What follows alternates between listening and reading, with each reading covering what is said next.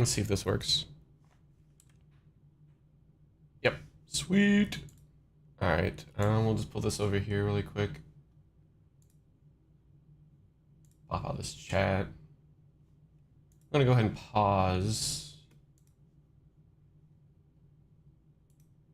Open this one up. I'm gonna minimize that.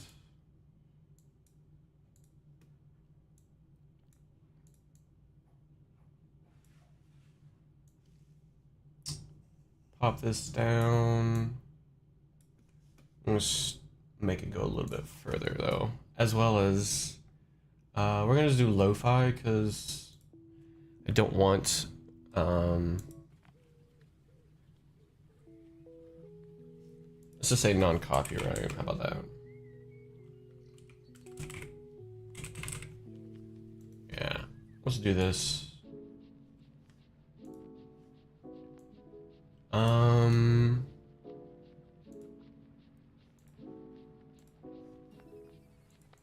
I didn't mean to pull that up. That was my mistake. Okay. Let's see what we got. I'm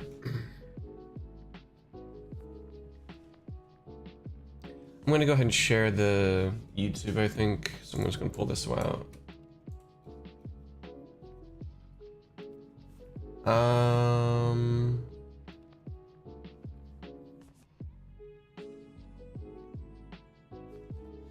I'm gonna do this really fast as well.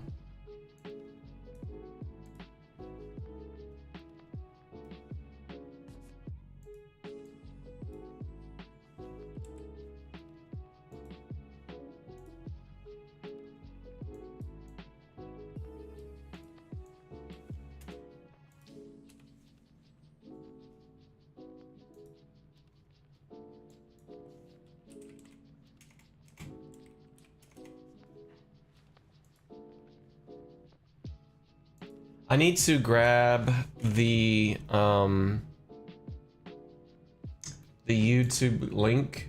So I was trying to grab that so I can just make it to where I can share it. Sorry about this, guys. 1 second. Sweet. There we go. Now we just need to bring it up for Discord. And then we'll talk, because I do want to get into Acilio first, but we're going to go probably lightning by lightning type of thing.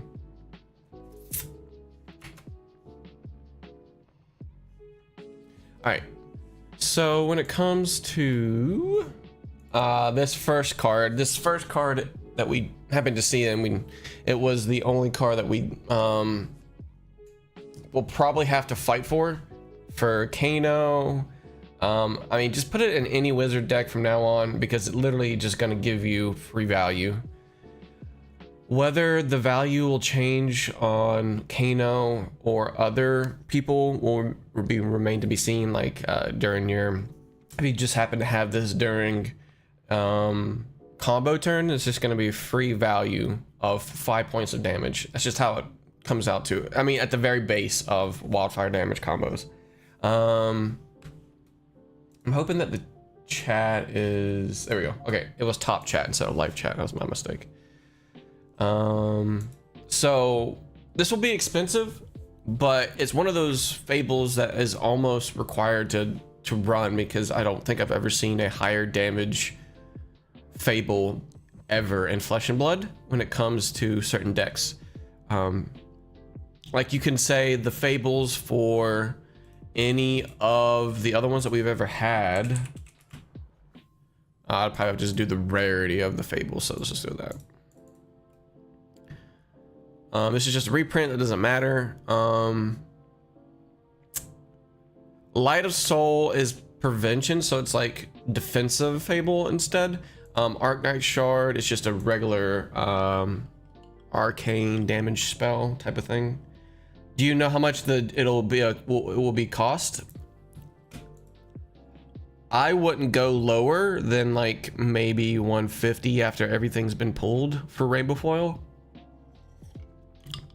But I could see it I can see it around 150, 200 for Rainbow Foil. And then personally, I wouldn't, if I had it and I needed to sell it, I wouldn't go lower than 300 for Cold Foil. I mean, it's just going to be one of those really, really powerful ones from now on. It's just, there should be no explanation for this, but amp 1, 1 extra increase of damage to the wildfire combos at minimum 5 damage. So it's just a crazy amount of damage.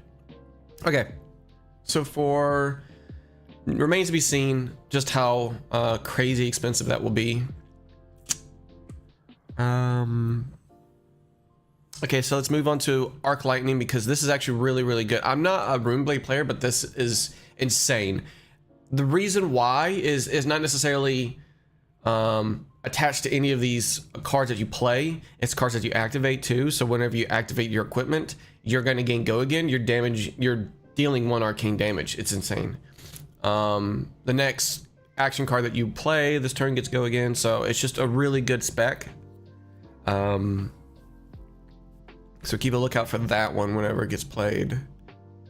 Okay, so if you do not know what this card does and how it is applied to Verdance, this card's going to be a really impactful card because this is her win con in terms of the slower decks. And for the faster decks, this is juiced up for burst damage for tempo.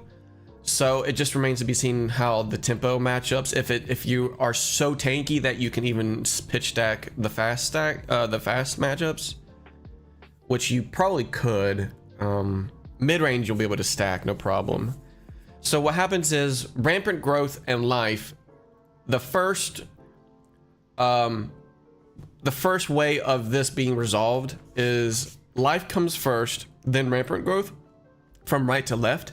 But in between, there's triggers that can happen. So life comes first, and then Verdance will trigger, and then rampant growth will trigger. So this is a stack 3 of whenever you go to a pitch stacking combo. You have 3 of these. You'll have healing potion out, which may or not be used for faster matchups because it's a block. So you pop all these, you gain 2 life, and if Verdance is on, you gain. You don't really do anything but just damage pings, right? But this is 6 life right here, and then these are going to be 3 life, so 9 life altogether. Whenever you have those 6 cards gaining you the 9 life, at the end you can go rampant growth, life. You're going to hold priority on after life and Verdance is resolved, and then the rampant growth is going to be held on the stack. You play the next rampant growth life card. You get the life and Verdance triggers to finish. You wait for that rampant growth to be held on the stack. You play your third, so that way that you gain the maximum amount of life, and you still have 2 cards left in your hand for a big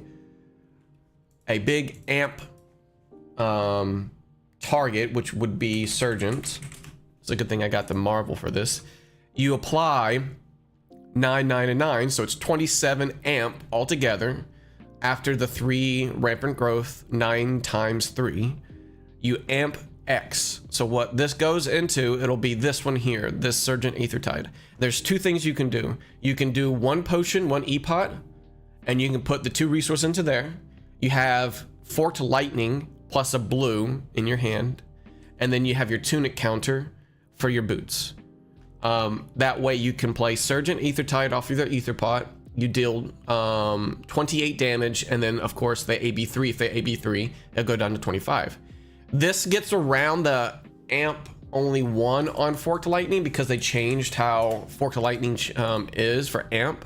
It would only just get the very first deal arcane damage. So to get around that, you're putting it towards Surgent Aethertide. Surgent will be getting both of these instances of arcanes to increase. So let's say, of course, they can't block, or they don't block. That's 28 damage. They've already taken 28. This will deal 30 and 30 for Forked Lightning. So for all in all, it's going to be 86, something like that. That's the pitch stacking plan. And if there's, of course, very small things that you can do. I said there's 2 ways of going about it. You can go with no E-pot, and you have your tunic trigger up. You can do Heartbeat of Candlehold as your second card, and then for your for the other card, the 2 cards that you have in your hand, because you have 3 rampant, the other 2 would be, you could probably put Heartbeat into your arsenal, and then you have 2 floating. Wait, no, actually you would have to have the E-pot, and then it'd just be, yeah, you can't play this. It'd have to be the arcane damage spell. Like, I don't know, you can probably do something that's really powerful off of a blue, and then just a normal arcane spell, like a 1 costs, like a 1 for 4 or something like that. Maybe Mind Warp can, it's not 1 cost, but that's probably pretty good. So there's a lower end costing arcane damage spell that you can go with triple rampant, and that's pretty much how Verdance, that's the win con she was needing, and so that's really good. You won't play Staff or Verdant Shoots because it's a lot easier to pitch stack with Surgeon, since it's just costing 2 and this is a yellow, so it's a lot easier just to pitch stack these 3 together. Getting the second cycle is going to be probably a little bit easier depending on if you're able to get your Embodiment of Earth cards. You're probably going to want to play Bark Skin, but it just depends on that extra counter of Tunic not necessarily being needed. Like I mentioned, you don't have to have that. You can just say 27 damage and then toss another one, which would be 50 damage through AB3, because they're going to be 25. The next one comes up as a 1 cost, you're still doing 50 because the AB3, and it drops it down even more. If Channel the Millennium Tree will pump this up about 6 damage if you happen to have CMT on the field during combo turn for her pitch stack. But this was also introduced, but it's like a CNC as well. John, oh man, I walked into some Surgeon tech. That's pretty cool. Yeah, so Surgeon's gonna be the way of Verdance. You definitely do want to play your tomes, your Tome of Harvests, just to make sure it's faster. You won't be able to use it all, but like it just makes it to where you can gain a lot more, go through your deck faster. Plow Under was the last Earth M to be spoiled, so that's pretty good. You want to put that into your deck because it's a nice decompose. Let's see. So that's pretty much what you would do. You gotta need to find out that your decompose, probably blue. No, maybe not blue. Blue and red and yellow, maybe. At least red, at the very, very least. And all your non-attacks, because of the fact that this is non-attacks get +1, you have to get your non-attack ratios to help out with the Embodiment of Earths.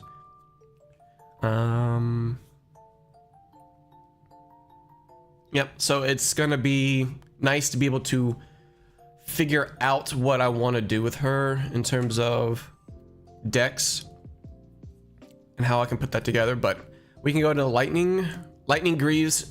It remains to be seen just how powerful this can be. Which generic staples would you add to the Surgeon Vergence deck? Okay, generic would be Sync below. Sync just makes it that much faster. You're gonna put stuff into the bottom. CNC is probably good, but you can make it without CNC since it's so expensive. You don't necessarily have to, because you get disruption between Felling of the Crown as well as Plow Under. Plow Under is like quote unquote CNC when you get the decompose to actually turn on before, but like you can decompose and it already does it, so it's already like a 2 for 2, but you're putting it to the bottom of their deck no matter what. For other generics, you might want to do Healing Potion. That's easy. It's like pennies to the dollar. I like that. I just don't know if it's going to be in for tempo.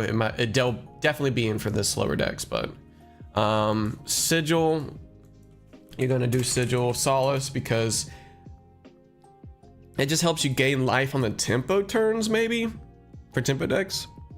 It just remains to be seen on that if that's worth, because I don't have it in my deck just yet. I haven't tested. I've tested 0 for her, and I've barely goldfished Acilio. E-Strike is a possibility, but I don't think you would probably need it since it's not an Earth card and you need like a certain ratio. Once you figure out the ratio, then you can find out where your like flex spots are for your generics. She really doesn't offer much generics. Let me go to my decks really quick. So this is rampant stack that I've got going on. I do have CNCs because I actually happened to pull them a long time ago. Getting into it. This is good. This is good. This is so far what I've got. These are the generics and very little. Sensor. I gotta buy Sensor because it's a really good deck card. Weakest Link. You can probably make do without this, as well as Warmongers. Like, these are really nice, but Warmongers are just getting to that point where you're gonna need it. What's alright, hang on. I literally have it right here. I don't know why I'm doing it. Since it's a 3 block and you can change it to a 4 block off of the embodiments. Oh, it's actually going down 50 per, so it's 150. I know that's a bit steep. I've got I pulled 2 in my Dusk Till Dawn. I pulled a rainbow foil plus a non-foil. So I only have to get 1 more. But I don't have Heart, so I don't have it in Heart of Find Out. Summerfall is more of a popper-ish thing. This is for maybe few unmovables in your board for big bonk matchups. Yeah, it's possible. It is possible for unmovables. You could toss those in. I'll put them in the maybe. Yeah. Try that.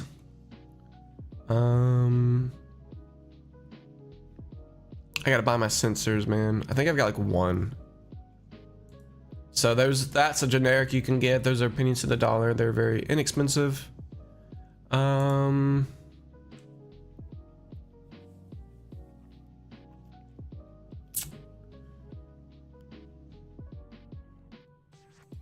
I'm just thinking of another 3 block. Tome of Harvest is not a 3 block. That's interesting. But it turns all your 2 blocks into 3 blocks basically to help you out. I would have to like go through and see which would be good to keep yourself alive. Your stacking may be different on you're gonna need to get I haven't updated since they did this, so let's go ahead and put this in. Put that into the deck, because we just need to see the equipment first. This, would we care about Alluvian in the mirror? And we can just keep it for now. All right. Yeah, if you got ideas, put it in the chat. Let me know. Lightning Greaves. Let's go back to this. It remains to be seen on if I want to put this as my main. I don't even have it in just yet. I forget to put it in. So I'm gonna put that in my deck. Put this. It can change the spot of shock charmers, but I don't know if shock is needed for Kano just yet. Also, it allows you to be able to keep channel Lightning Valley in a lot more because of the fact that we just don't pay a lot into our, and we don't pitch very much. Yeah, so it just helps us be able to keep the channel Lightning Valley. So my thought process was, for decks that we don't like to block, we can put this in, as well as Wizard Kano Mirror, or not the Kano Mirror, the Kano matchup. For binding is your main on mid-range and blocking cards, as well as non-rune blades.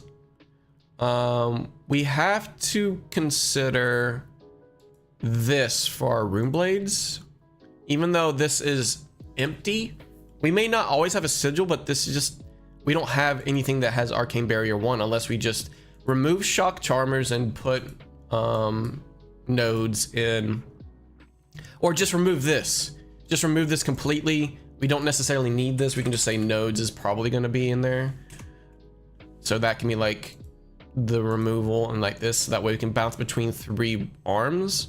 So this can be just like your Rune Blades.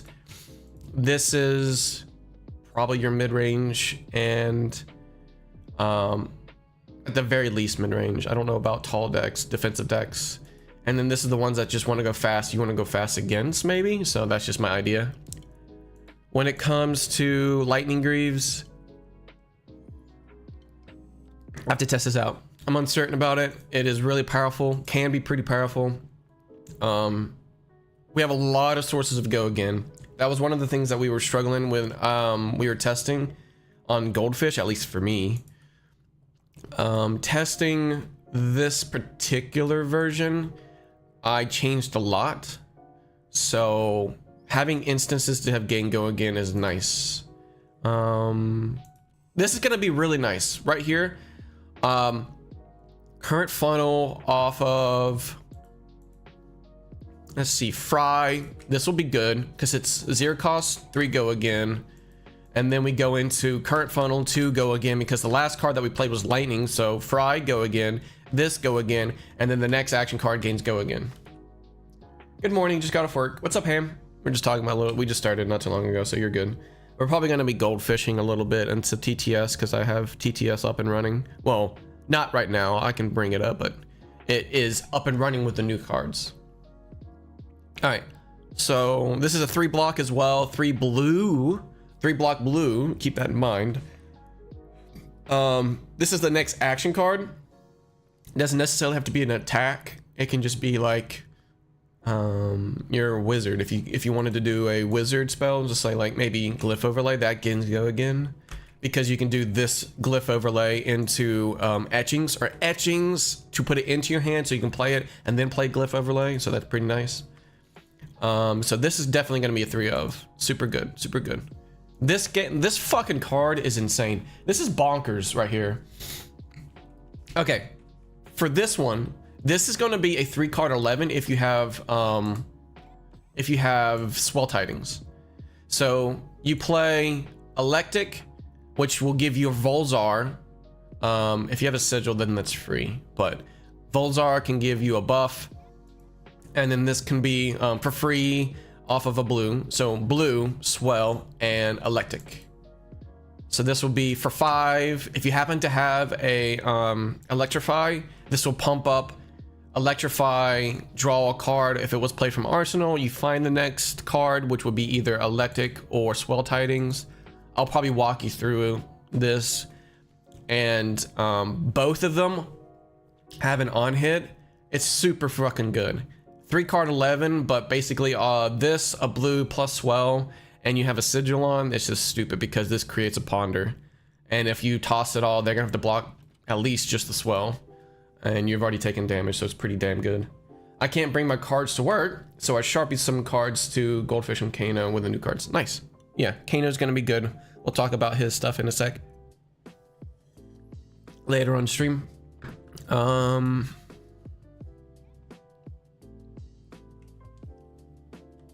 So super good, super good. 1 for 5 is already pretty decent. It's on rate, and then the free buff makes this on rate for Swell Tidings even a little bit over rate because of the fact that you can get a ponder, so it's on hit.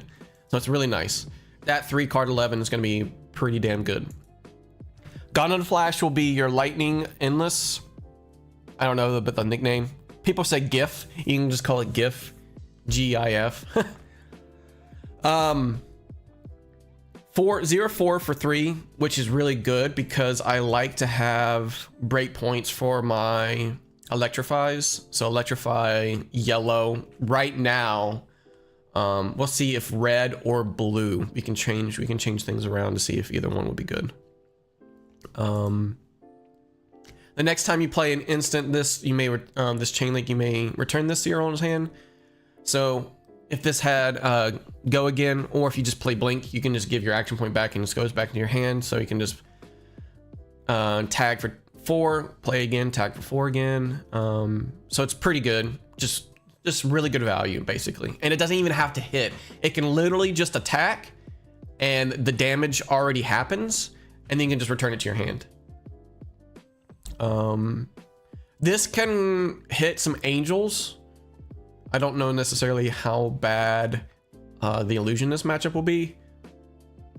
We'll see how it goes, because I'm just thinking about bouncing this and attacking and bouncing and attacking again. Man, if Dramai was in, that would be really good. I feel a little bit sick, so you might hear being a little bit nasally. This is an all-star, definitely really good. It's been spoiled, but I'm just gonna just 3 of put them all in. High voltage, I only have 1 in just yet because I just don't know how good this will be. I'll have to. You can't really test on 1, but like I could only put 1 in after current, gone, and electric was put in. And that was like, well, shit, I don't know if this is going to be good or not. It is a blue. It is an instant. So it's either take this out because it may not perform well and put blink in.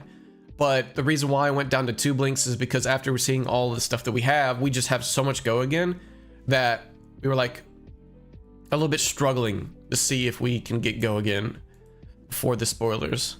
So it remains to be seen if this is good. It helps with blasts and stuff like that, because then you can just blink an aura, and then you can potentially play something at instant speed, which is your Comet Storm and Shock type of thing. I'm testing reds for electromagnetic somersault. I don't know if there would be, because a lot of our stuff is 0 cost for our attacks, so I'm gonna try them out. It allows us to freely block for 6, so if you just put this card into your arsenal, so no need for Enlightened Strikes on the Cilio. It's good. You can give it a try. Like, say for instance, if we need a little bit of extra blocking, I could probably take out Flittering Charge, because we have so much go again that it's basically going to be 5 go again for free, however that gives it to us, then we can just draw a card. But if we need a little bit of extra, we can probably just do Flittering yellows and replace it to the reds.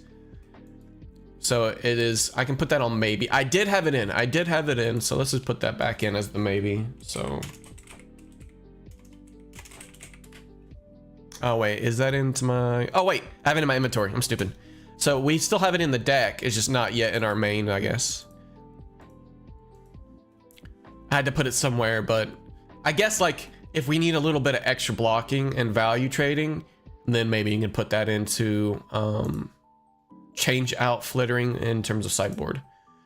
So this allows us just to block freely. If this is an arsenal, we can block 6 and then comes back to hand and then block 6 again, 6, 6. So this is basically an effective block 6 on the lightning from arsenal. It allows us to get 1 attack back. So electromagnetic somersault only says up to 2 attacks on the chain link. So that's what you need to focus on, is that it's just chain link. You can't do 2 attacks on the chain link, which it's only just for blocking if you want to do up to 2, and then you can only just get 1 back. I know it's probably not optimal, but I wanted to do Sigil Storm. Yeah, you can. It's not a bad thing because we still have that package. We have Glyph Overlay to help us out. I don't know if it's our main, but we got Sigil of Brilliance, Sigil Conductivity, and Sigil of Lightning. It remains to be seen just how many sigils we really want and how good the bouncing is, because we do have Sigil of Ether. I'll talk about this here in a little bit, and that'll probably go in. All right, so let's see. That's the only one we have for that one. Let's go to the wizard. Spoilers. All right, so this one's gonna be good. I think I have this. I didn't actually put it in, but I want to get it in there. Destructive. There we go. Put that in.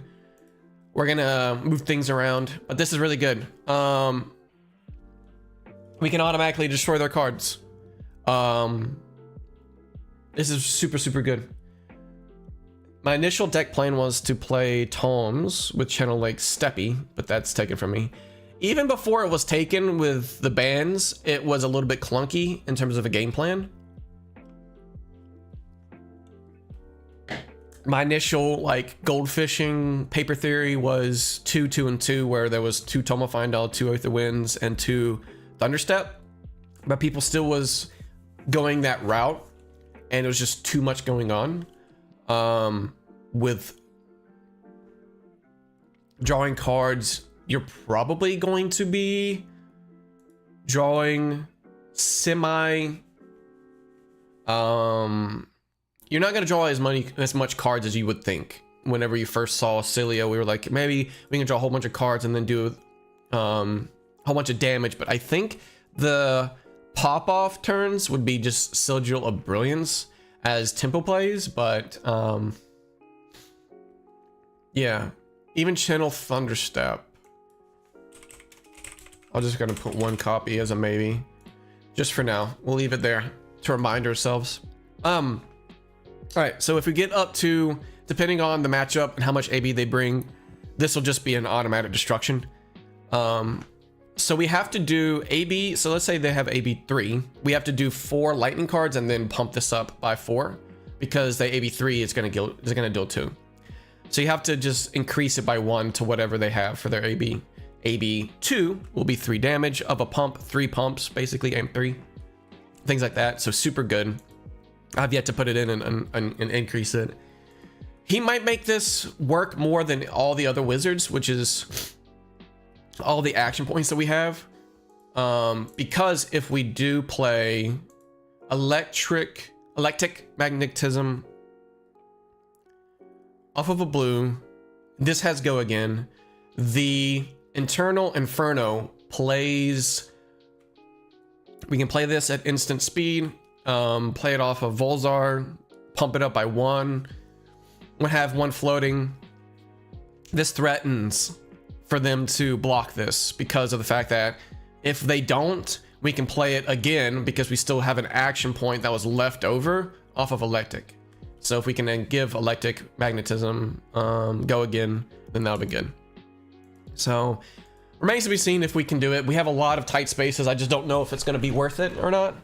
We'll have to see. Okay, this is the one I was going to say. Sigil of Ether. This is your 0 cost instant aura. Destroy this, but when it leaves the arena, deal 1 arcane damage to any target. If damage was dealt this way, amp 1. So you can ping yourself for 1, and then you get an automatic amp.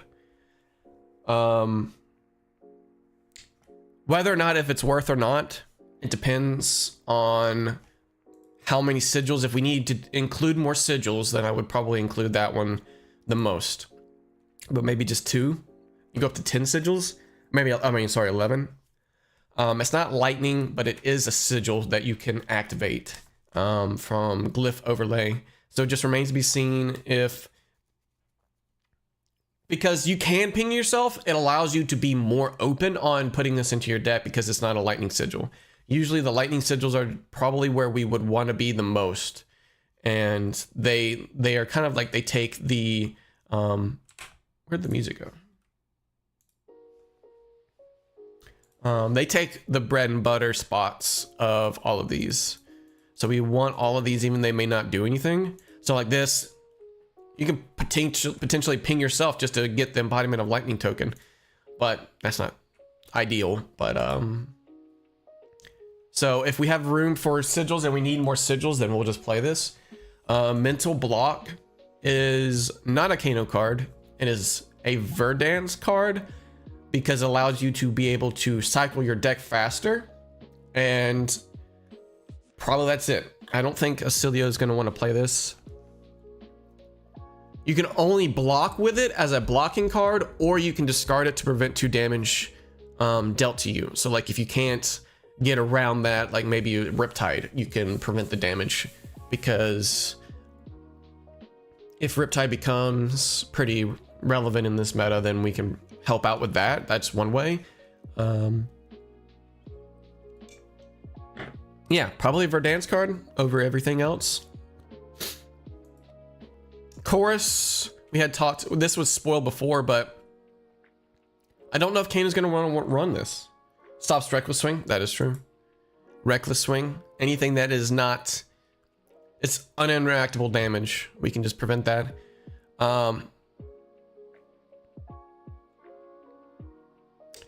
Let's go down to the other ones that we haven't seen yet, or that was spoiled this weekend. So Save the Thought is, it's nice because you can cycle some things into your deck, but if you're pitch stacking with Verdance, you don't want to put this in there. I don't know what these would really want to be fair. It does have something over Remembrance because of the fact that Remembrance is action cards into your deck and then you banish this. You're not banishing this one, and you're getting a Ponder. It is 2 costing, that's probably because of the Ponder, but you get to play this and you're not banishing Remembrance. I don't know if there's difference between the two that you would really want to care. This is up to 3 action cards into your deck, and the yellow's up to 2 non-attack, so this is just, it's limiting, but it is a Ponder token, so I don't know. I don't know if Wizards care about bringing stuff back. I think Remembrance edges out Save the Thought, because this says non-attack actions and then it just says action cards, because then we can just get Wizard. No, because everything else is just action cards. I did test some hands with Chorus. I only discard if I had enough resources to play all my cards, otherwise I just know. Yeah, sounds about right. This allows you just to do a lot more tempo plays with Flare, because you kind of want to just say that it's only worth to discard if you can do Flare plus another item. Spindles are not going to be great because it's just like an amp 1, but this at the point of a cost 2 that you could potentially run into. So to make it worth, I think you would have to just do 2 wide plus more, like 2 or more wide for that. So I think Save the Thought is just going to be more limited fodder than just anything that we can do for our decks. We've already seen that. Okay, Open the Floodgates is insane in Kano. Fucking just run them all. Run this fucking shit. Feels good as an anti-fatigue card, but Wizard is bad as a fatigue because AB keeps cards in decks. Yeah, in a way. If you would do anything, just put it in for Verdance, but again, I think you might just want to do Remembrance because this allows you to gain attacks back, so you can get attacks as well as non-attacks, so that's just a lot better than just Save the Thought. Okay, so Floodgates. Kano is probably going to run Rainbow of this at the beginning and go from there and see just how impactful that really is. It's super fucking good. They cannot let this hit. They cannot let this hit off of Crucible. I don't know about Overflow for Rainbow, but at least the blue. Very much at least the blue. This is fucking broken. In Living Legend, I want to see how Kano just goes off. It's fucking insane for Living Legend. It's so good, but I still hate the yellows. I'll play 6 to start. Yeah. So I was thinking just right now, just to see how these are. You want the reds and you want the blues. Overflow, you're going to want the blues. I don't know about the reds. Don't know about them yet. Okay. For these other ones, these other zaps, probably not crazy good. Like these two here. You can probably just put the blue in and you're fine. This is not going to do very well, so it's not worth. Photon, definitely put them in as a blue. It's an upgraded quickening. I like it over quickening in my opinion. All right, this is spoiled, but it can be played by us. I don't think we need it in Verdance. I don't think we need it in Kano, and I don't think we need it in Acilio. So that pretty much handles that. I just don't see it being used. You'd have to like play the helmet as well to gain the most value, since there's only 2 equipment with Arcanet in there. Actually, I haven't seen this before. Destroy an aura. They control 3 cost 7 for 2 defense. Can't be defended by auras. So like any auras in their hand that block, you can't defend it. Okay, interesting. Did some testing with Flood and Overflow. It's nuts against low AB. Lower AB3 Flood was harder for me to get the value. For lower AB, okay, I see it. The stupid little fucking heart thing is in the bottom right hand corner and I can't see things. Maybe I can extend it. No, it still chases it. Oh, that's so stupid for my chat. So that's pretty interesting. I don't know if we want to play it in anything. Maybe Verdance would probably be pretty good for that, but this, I don't know who wants to play this. I really don't. I mean, like Guardians might want to play it, but then they're suffering the intellect penalty. You're gonna have to have at least have a you need to have Arsenal and keep 2 cards. Can't really defend anything. So that's interesting. Yeah, I don't think any one of the wizards will play it. This is super fucking insane, by the way. It's only because we have Necros coming up. So Necros, this is going to be interesting. Super, super good. This card is such a meme, but it's funny that it blocks 10. Exactly. I'm excited. Like if I were to go and main a class that no longer is wizards, I would be maining Necro. I'm a necromancer whore in other games like Diablo and stuff like that. I fucking love Necros. And by the look of this, if she is our first Necro, holy shit, she's fucking awesome.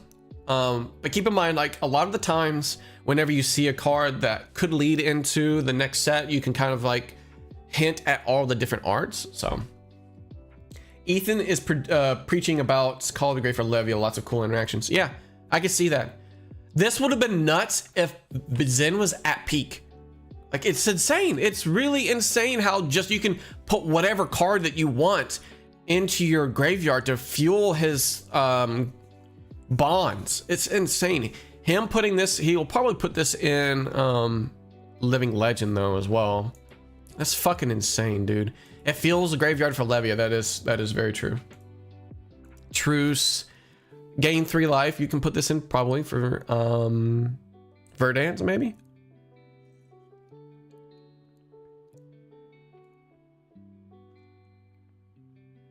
This is actually really good. I don't know if Verdance wants to play it, but like it's a 3 block that you can pump up to 4, and it's a blue. I don't know, because whenever you get targeted by attack, you can just destroy it and draw a card. That's pretty good. And you're already gaining 3 at the beginning of their end phase. The opponent's end phase. Destroy this and you each gain 3. Okay, hang on. Let me. I just reread this. You either gain 3 and destroy it and gain 3, but if they don't target you, they gain 3. So that's what the truce is about. So if you don't attack me, we both gain 3. If you attack me, I get this and draw a card. That kind of changes the evaluation of the card. It is a blue 3 block. Non-attack. For embodiments. And you gain 3 and you can ping for 1. So the best damned if you do, damned if you don't is with Verdance. Because if you have Verdance online and you ping this person, you can still do damage, but that's interesting. Oh, true. So yeah, so it's only on our turn. That's why Verdance kind of sucks a little bit. It has to be on your turn. It's so stupid. I can see them understanding the getaway with Wildfire and her pings, but yeah, it's interesting. Okay. Evaluations later on. Interesting. So we have all these done before. We know that. Count your blessings. I think we saw this one. This one we didn't see, and this was spoiled. Arcane polarity, gain 1. If you dealt arcane damage this turn, gain 4. I don't think you want this. It's very select. Just run fucking Sigil of Solace if you're gonna run anything that is a red gain life at an instant speed. Because that one difference of life is super niche and narrow. So, oh, by the way,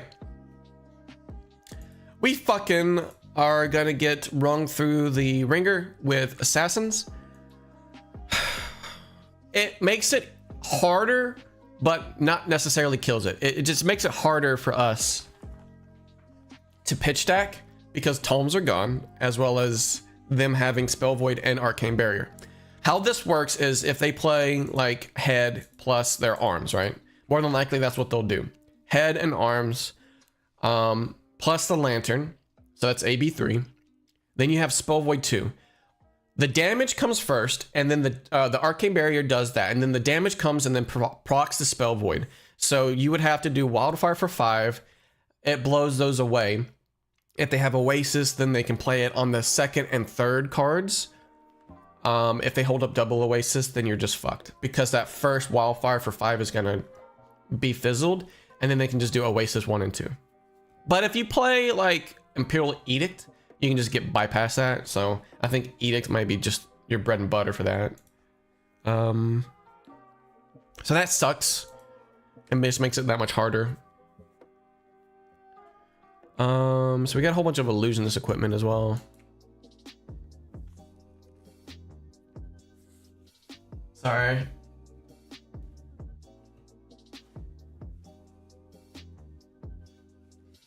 Like I mentioned, I was a little bit sick. I'm feeling a little bit. So instant destroy this next time you play the next aura you play this turn costs 2. That's interesting. And you get Arcane Barrier 1. Hands Arcane Barrier 1, create a spectral shield token. Is there a reason I've heard a lot of wizards talking about playing Imperial Edict for stacking now and not mentioning Chains of Imminence? You can play either one. If I were to choose, I would choose Edict because of the fact that I like to just have it there as like mental stress towards the opponent.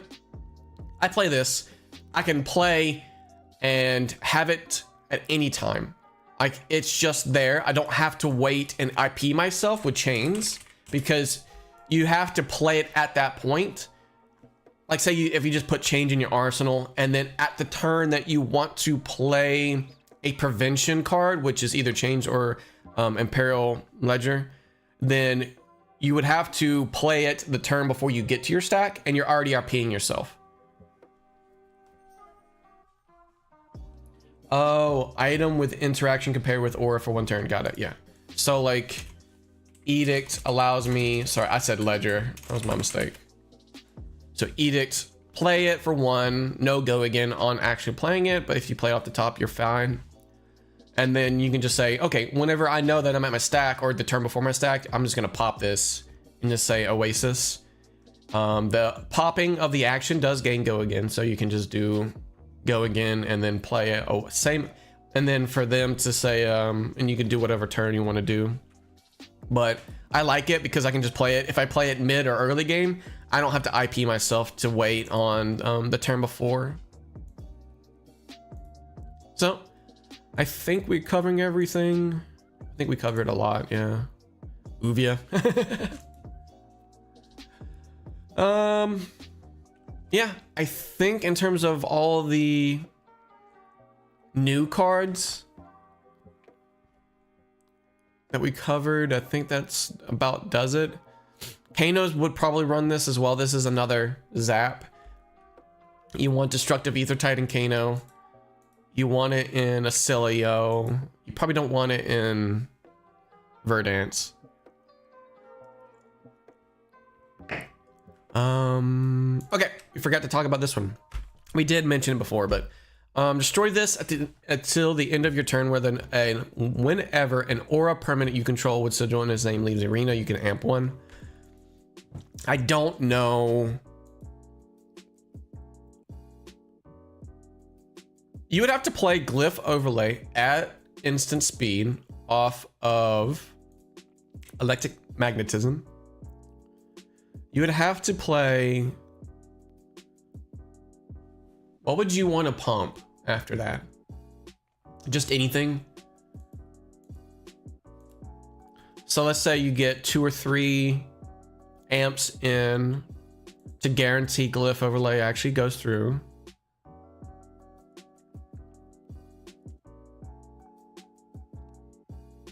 So you'd have to have 4 sigils. I'm trying to think of the math here. 4 sigils. This comes in for over AB3. You don't even have to do Volzar on this. You mind sharing the deck links? Yeah, I got you guys. I got you. This is just a rough idea, by the way.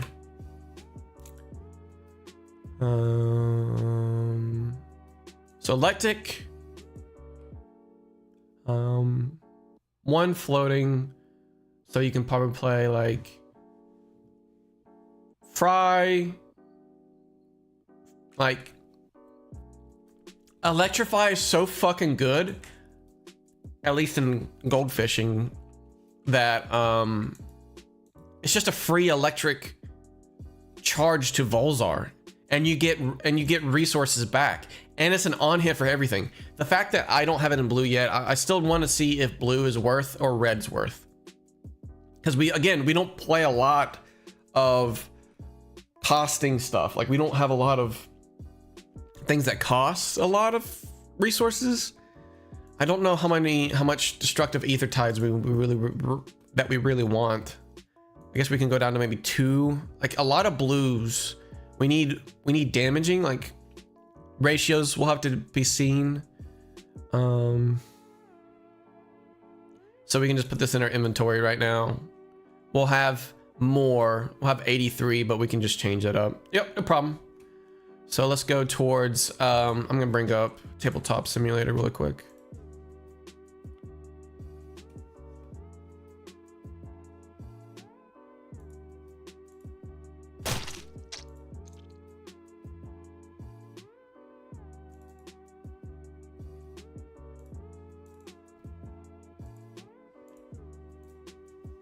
All right, so we're gonna create, load that one in. Are you bringing Acilio to a PQ? Yeah, I'm gonna do Acilio first. I am doing that. All right, let's check this out really quick. We're gonna goldfish a little bit, see how it feels. Put this over to the side. Let's do the normal one. Normal arms here.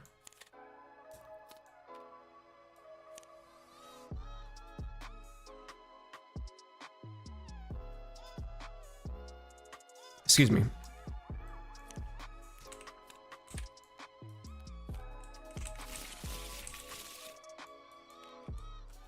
All right, we're gonna do that. Bring this over. We're gonna load the tokens in. Let's search these really quick. Ponder. Where is it? There it is. For that one, and then Ponder. There it is. Okay. Man, I'm not feeling good. Okay, so with these, increase this. Damn it, I deleted it. Let's get some of the objects in here. I like the better dice. I'm torn on what to play myself. The aggro player in me says lightning, the combo says Kano. I'm actually a lot more interested in Verdant's combo right now, because of the fact that it just seems so much cooler. Like I've done too much fucking Kano right now. I might take a break from him. Not to say that he's not powerful or anything like that, but it's just insane some of the stuff that I'll be able to do with her. So it's just remains to be seen. All right, so we're gonna shuffle, draw 4. So if this, again, we don't know if we're wanting turn 1 or turn 0, but by the time I already put this on, we're gonna say turn 0. So we're gonna put this into our arsenal, that's good. But we can still block. You still here? Okay, my wife's still here. I thought she was gone. So we turn 0. So we just play this for now.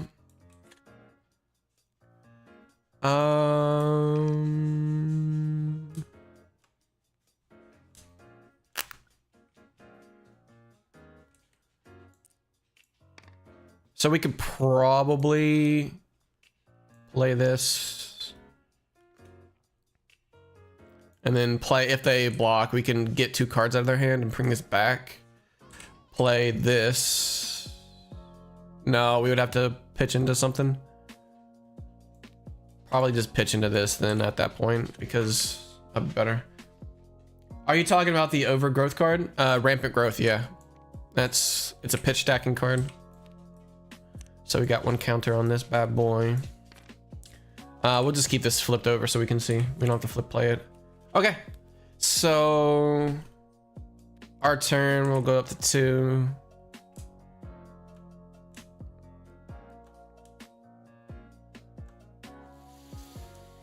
So we can go 4, go again, which is nice.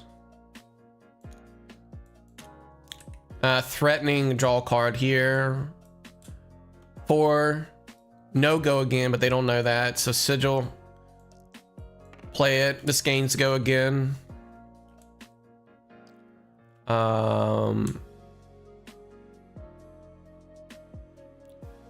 That's interesting.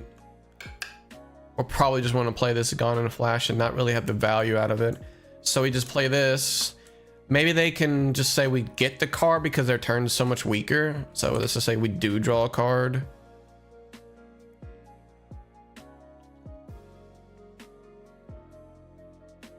And we're up to 3. But we don't have any go again. It's interesting. Okay, so we'll have to end our turn because this is good for next turn. Let's just hope that we have a fucking powerful turn like that. We do have sigil popping next turn, so that's nice. So next turn we'll go up to 3. Draw 4 because this pops. But there is an opportunity for us to do something on the action phase. I don't think we need it though. To say like, oh, we can do something before action phase comes through. All right, this is gonna be a really fucking awesome turn, by the way. Super fucking good. Super good.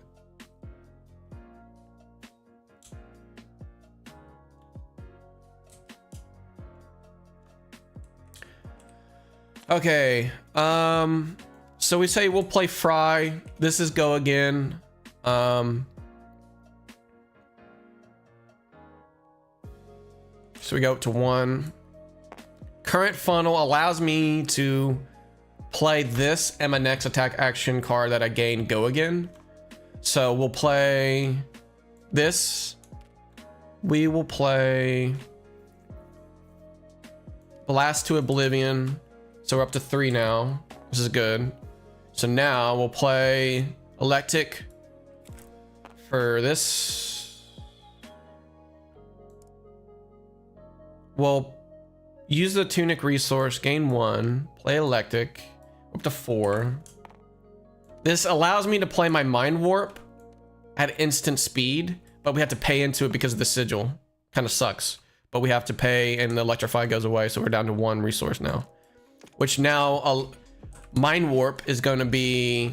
It depends on how they blocked this turn with how much this is going, because we may not even want to play Mind Warp, and we will probably save this for our arsenal. But if they didn't block, we're gonna Mind the Warp the fuck out of them and come in for 6, because it's 4 plus 2, so yeah, 6. This is coming in. That's fucking insane. 3, 5, 9, 14 plus 6, 20 damage. 20 damage. What did I fucking tell you? This card's insane. I didn't mean to do that. I meant to group. It's my bad. But it depended on how much that this would have been a really good arsenal target. 4. So this isn't bad because we can get a little bit of damage in this turn. We'll probably end up doing Comet Storm and just put Sigil Brilliance into our arsenal. for sigil plus lightning card, so I would just do that. Damn it. Did not mean to do that. So this goes up to 1. Oh, this is on 1. This can go again, but maybe that's better actually because we get full value out of this. So we go flittering, gains go again, but then we're not going to do anything with that go again. So now we drop 4, goes up to 2. This pops, giving us an extra card.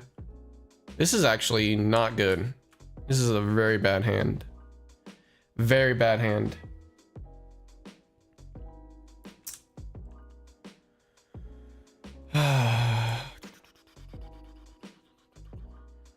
I think we have to wait.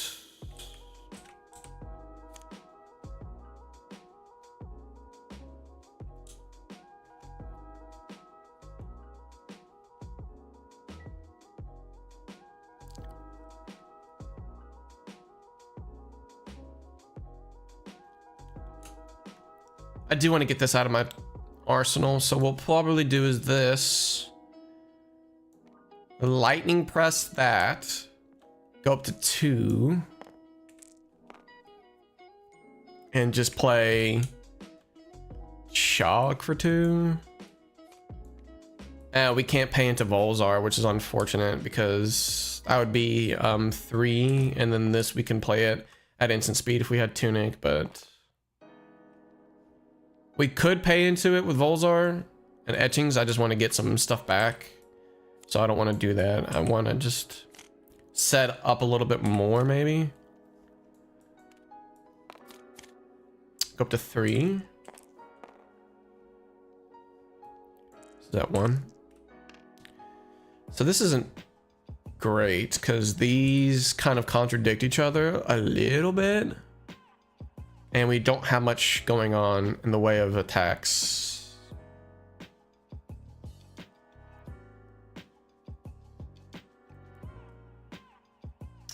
It's not good. What do we do?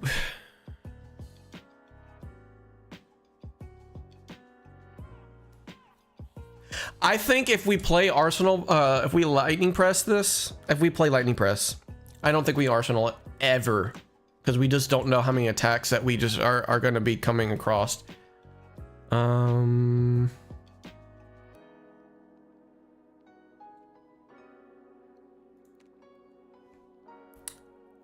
Probably play this, pitching this. Go up 1. We would have to have a legal target to do something with that, which is kind of dumb. Wait, we can Cilio. I'm stupid. I'm so stupid. Yeah, that's better. That's better. Pop that in there. Goes up to 2. That's good. That's good. Super good now. Now we can go up this for 5. That's good. So it's 5. There we go. Forgot about his versatility sometimes. Okay. That probably would block that because that's the only thing we've got going on this turn. So 4, and then now we keep this. This pop's giving us a embodiment.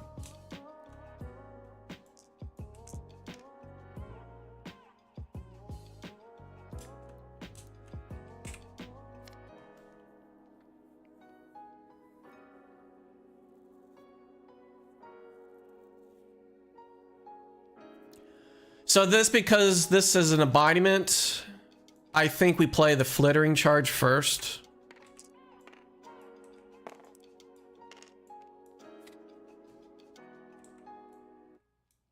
This already gives it go again off of Sigil of Lightning. We don't have an instant that we want to play. We're starting to get a little bit into the paying of stuff, which is like lift plus electric. So we got Fry. Goes up to 2. We could probably go with pay into Volzar. Paying that. Tunic. This comes in for this, so it's just for 5. It gains, it's potentially gaining us life because we have 2 from Bolzar, but there's no sigil on here.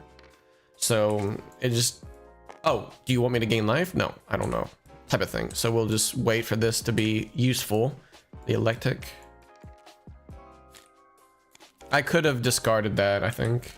The Comet Storm and get this. God damn it. Okay, this is actually a disgusting turn.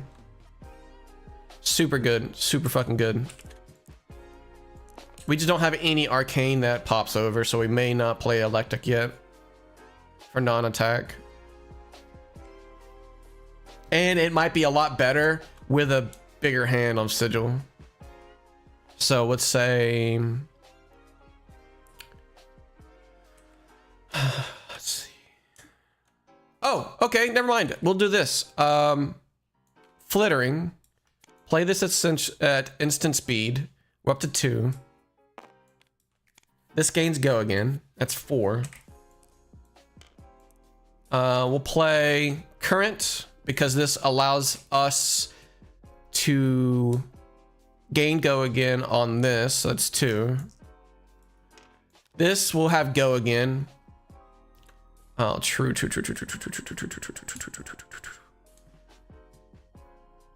It's go again, but we not. It is a solid attack. I was gonna say we can play it again, but we don't have an instant.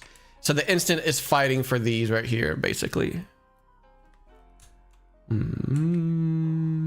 Yeah, that's kind of sucks. I figured we'd be able to do something with that. So attack again. We don't have another instant. Been nice off that sigil turn.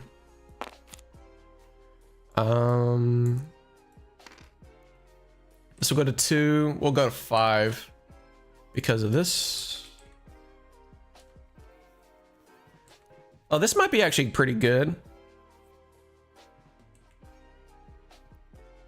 All right, let's see how we sequence this because we're coming up to our third our tunic here. Let's see how we sequence this. Hang on. Okay. Let's see. See, this turn would have been disgusting if we had drawn off that one, but we have to blink to give ourselves an action point, which would be lightning action point off of blink. Lightning, blink, 2.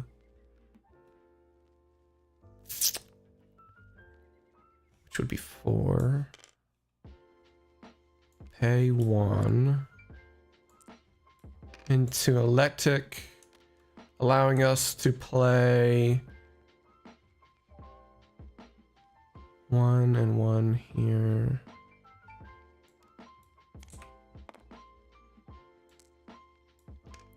Allowing us to play this, so this is 5.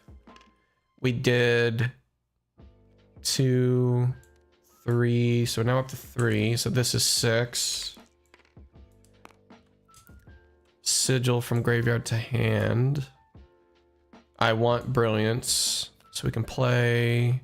Maybe if we had the ponder one, that would have been pretty good, but it kind of sucks. Oh no, we can get the ponder off of that anyways. And then no. Maybe we can't pay into Volzar because if we do 3 here, then we have to just do that because I was gonna use boots. Kind of sucks. That's actually not bad. Because what'll happen, let's see if we can get this interaction correct next turn and keep that. So we do this, goes up to 4.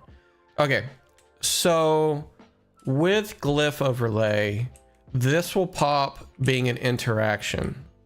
We can play Sigil of Lightning, giving us 1 extra sigil. We can pop this, pop boots. So that's 1 here.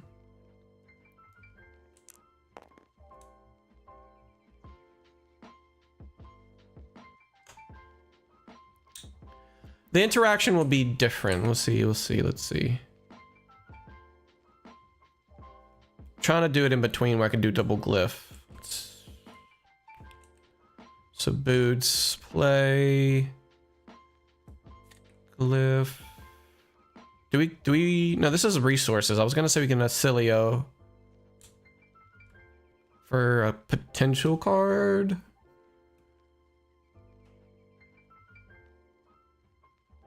We can blink to give ourselves another action point and not necessarily burn this, but we have to do it at instant speed. That's the thing. We have to do it before this actually pops. Do we make sure that... Yeah, we have to do that, I think. Just to make sure that we have enough amp. So we do that. Give ourselves 2.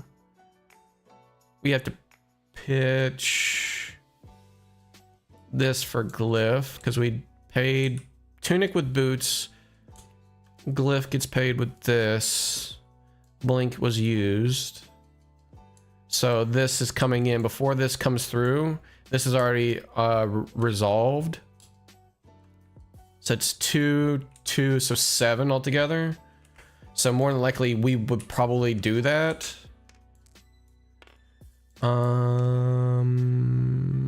So we pop this,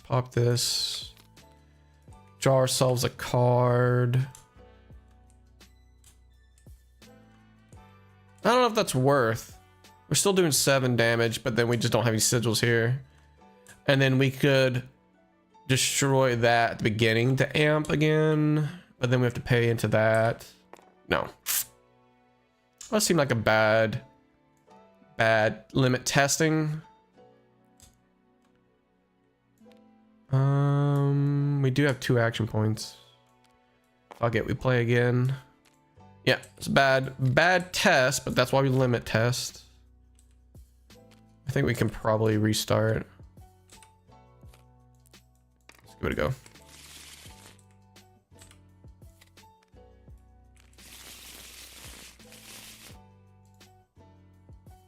Why is there 2? Oh, here we go. Let's see. Tunic starts to 1. Maybe we can cut Comet Storm down to 2. We can still move out of the way, but yeah, I think we can just like Arsenal pass, and then we come up to our turn. We can double block, bring these back.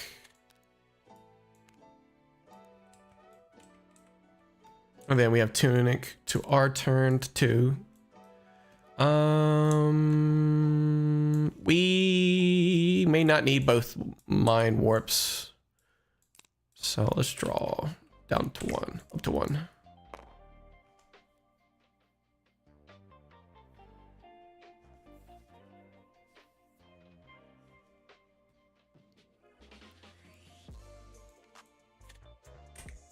Probably just go a large Comet Storm, maybe. Pitching the Channel Lightning Valley, and then put this into our arsenal. So if we go with Channel, we can go with the Shock, but we don't have another resource. Because I was going to say that can be another instant. So it gives us something to do for... We won't get this off. There's no fucking way because these 2 are fighting. And we can do it afterwards, maybe? We can still instant speed discard. Draw.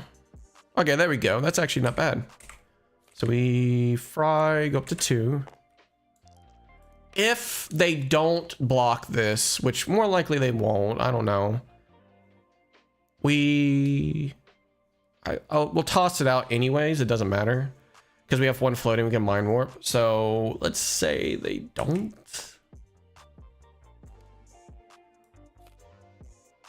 And if they don't, they take damage from Electrify. So this is 5 altogether. So we draw a card. We'll keep that for our arsenal. And then pay 1 into Volzar, coming in for 5. This will force them to do it. We don't have anything for fucking Look. That's actually not good.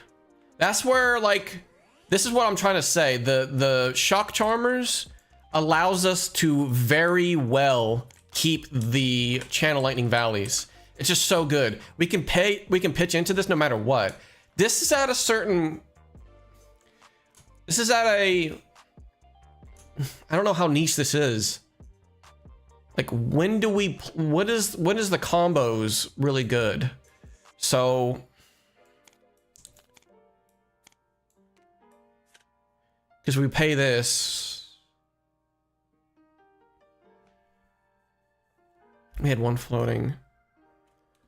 Fuck, we lose this shit. Fucking shock charmers are so much better, I think. Just from those interactions, just to keep channel lightning valley on, man. Not to mention damage, as well as like turn 0 filtering. Okay, this is pretty good. This is pretty damn good.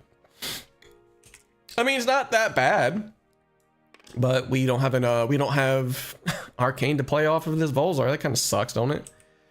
So flittering. Oh, I've got 5 cards. What are you gonna do? 6, 9. Sigil of Brilliance. That's fucking 4 right there. If this was like Mind Warp. Oh my god. Mind Warp would be disgusting. All right. This is actually going to be a disgusting turn. This will pop, giving us 5. We can pop Tunic, pop this. We'll keep it on the field. We'll say 2. This will be 1. So 2, draw a card. So this is going to be disgusting, but I don't know where we're going to pay into Volzar. Probably conductivity, maybe. Because we're gonna have 4. This is actually good. It's super good.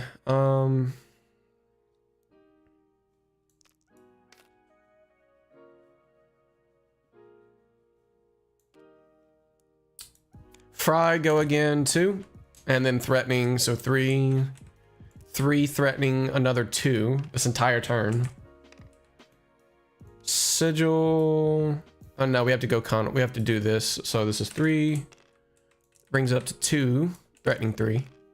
This will gain whatever it has go again will be go again on this one here. So this is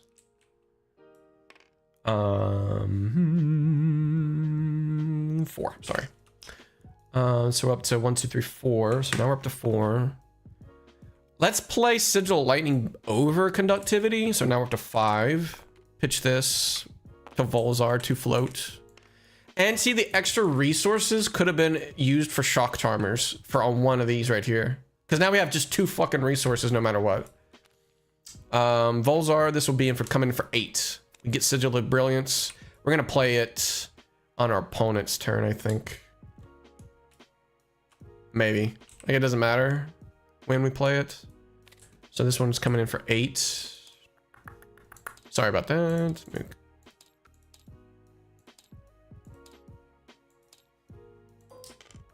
I need to increase this. So this is a pretty solid turn off of Electrify plus Spec. I'll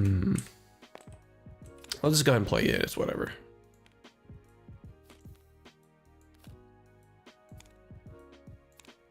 Go ahead and play it. So they'll both pop.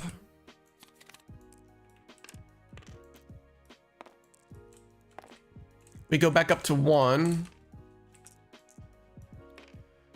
Move all these here. We gain 4. So this will pop. Drawing us a card. Do we want to do anything?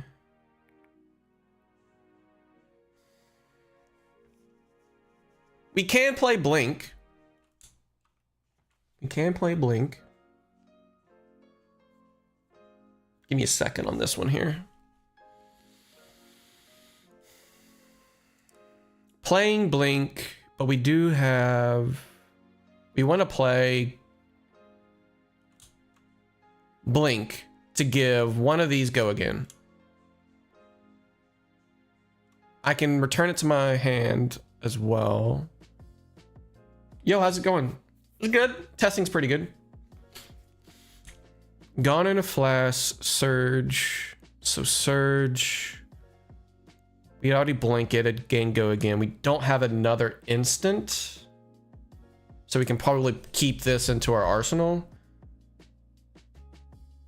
Trying to think about, we've got a blink. We can blink for 2 action points before this pops. This gives us go again. Never mind, I take that back. We're gonna get this go again. So we're just gonna go 1 and then we're gonna activate Volzar. Do we have something that would want to pay into this at all?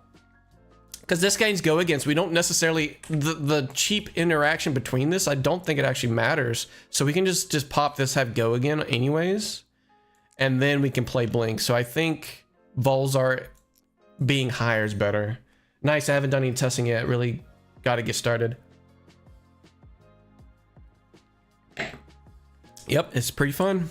All right. So this will be go again. This is 4 go again. We're going up to 1.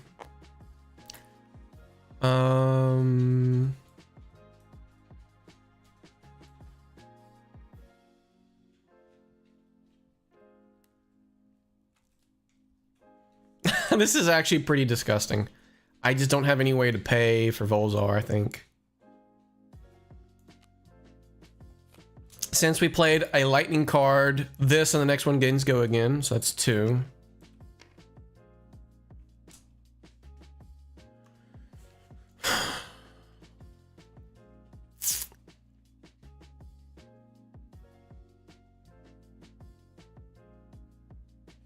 Finally building my deck for the first time from scratch. Fun times. Yep, it's fun to be a wizard. Super fun. So now we're up to 2. Trying to think of the sequencing here, that we may not be able to do everything that we want, because then this just goes away for no reason. We can gain like the sigil to come back and then keep the sigil for Gone in the Flash, I guess. So still has go again, 4, but we would have to blink this, giving ourselves 2 action points. Now we're up to 4. This comes back to hand. Again, we can't pay for Volzar. And we have 2 action points, so then we can just do Gone with the Flash plus etchings, but we just can't pump. We would have to have Tunic up. That's what I was struggling with. Maybe we just don't play etchings again and do 4. Play etchings later. Go down to 1 action point, and we can do that, but it's just damage, I guess. Damn, if I only had a way to pay into Volzar, I'd have been 5. That would have been fucking 8 to get the sigil back and then go with the 5 card hand next turn. I think we do need to increase our sigil count. It is becoming a little rough. Goes up to 2 now. Do you have go again on the last attack? Yeah. Well, it was we had another action point. We can play etchings after the Gone with the Flash. We can, yeah, we did. It's just I want to be able to pump with Volzar. We'd have to pay into it. We don't have a sigil. Could have pitched blink for Volzar if you have enough stuff left. So it was this gives us a card, and it was where is the it was 4 go again. Didn't we have we had a lightning surge, right? Yeah, it was a lightning surge. Yeah, there it is. It was a lightning surge. Okay, it was lightning surge off of this leaving because we had an extra card. So this left, 4 go again. This would be go again. This It was this card, these cards right here. Because we had etchings as well. This was our hand.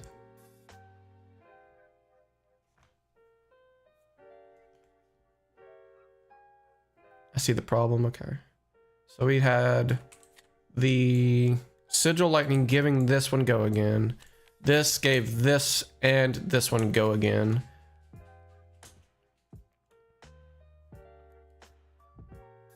Oh, we could pay into this. So we can pay into Blink with etchings. Yeah, next action card. Need the action point to blink. Wait, what if both go again? Yeah, we could, I mean, it can gain both go again, but like, I'd save this for Arsenal, actually. So it would be, this gains go again, this is go again, this is 2. This is giving etchings go again, but then we can pay into Volzar here. This is go again. This can pay into etchings. Then we just have no Arsenal. Yeah. Okay. I see you. This, we won't get it back. We won't get it back, but then this is the highest damaging. Plus we get a Sigil to come back. So now we were up to 3 here. This will be 6. And then we pay with Volzar and 2. Because this is go again off the embodiment. This is go again. This is go again. We don't get it back. This gains our last action point for 6. That's so much better. Threatening that we could get a Sigil if they did allow us to get a Sigil. Of course, you got to get Brilliance to pop. This potentially could pop off of our hand. We would have this into our thing here. We go up to 3 because we struggled on not having the resource last turn. I think we pop this. No, it's fine. We don't need to do that. Yes, it is super fucking good. It's a 3-block blue that just, it solves all of our go again problems a lot of the times now. So, excuse me.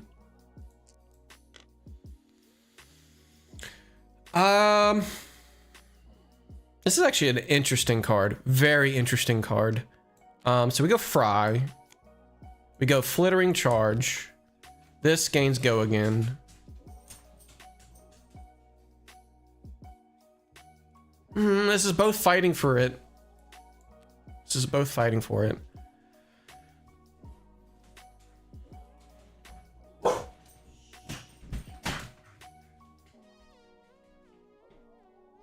I want 3 blue, block 3 birth cards. Yeah, the only one you can get is like Earth, I think. The fucking, I can't remember off the top of my head. Autumn's Touch. Silly seems fun. I'm gonna brew with some Verdant stuff. Did you find out the pitch stacking combo, Stig? Do you know about that?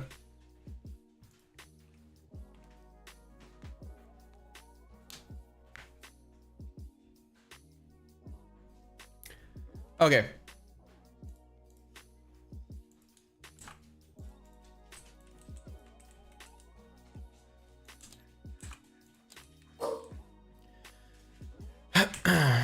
I'll make this quick. I'll make it quick. Damn it. Move these out of the goddamn way. I just see what the other people are up to. All right. So 3 rampant growth, 3 healing potions. And you can amp for 27. Fuck. I didn't want to have to. No. It's not Kano pitch stacking. It's like Icelander pitch stacking. It's fucking insane. So healing potions will pop, which gives you that. The interaction between rampant growth and life and Verdant is that you have to sequence it correctly. So you pop all of these. If Verdance will ping, you gain 6 life. So we're already at 6. Got to respond to the amp part? No. You respond. Yeah, you respond to the amp part, but you let the Verdance triggers go in between. So that way you go copy, copy. It's in between right here that you're gonna be doing it. So it's gonna be like here. And then you're gonna do it like here. And then the weapon you want is Sergeant. So that you can feed into, to amp into Sergeant. So that's 9 life between this and these 3 here. And then copy and paste this one here. So that's what you do in between, so. Share the deck list, please. Yeah, I got you. It's just a rough idea though, so take that with a grain of salt. You hate that it exists at all? She needed a win con, so I'm happy that she gets it. I'm happy that she gets it.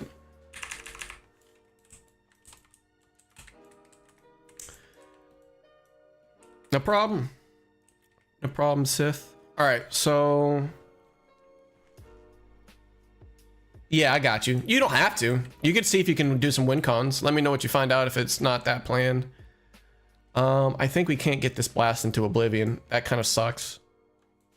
So it's like flittering charge. This gains go again. Flittering charge. Place this into arsenal. Place this on the battlefield for later. Yeah, you can. You can play the long-term value game.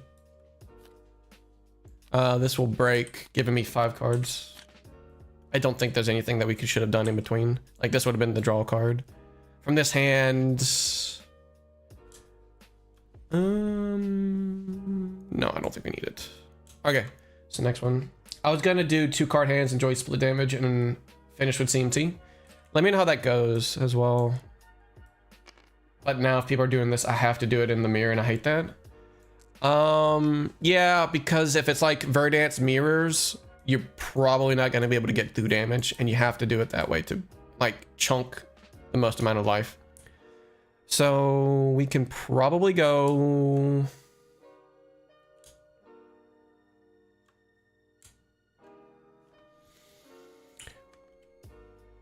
Excuse me.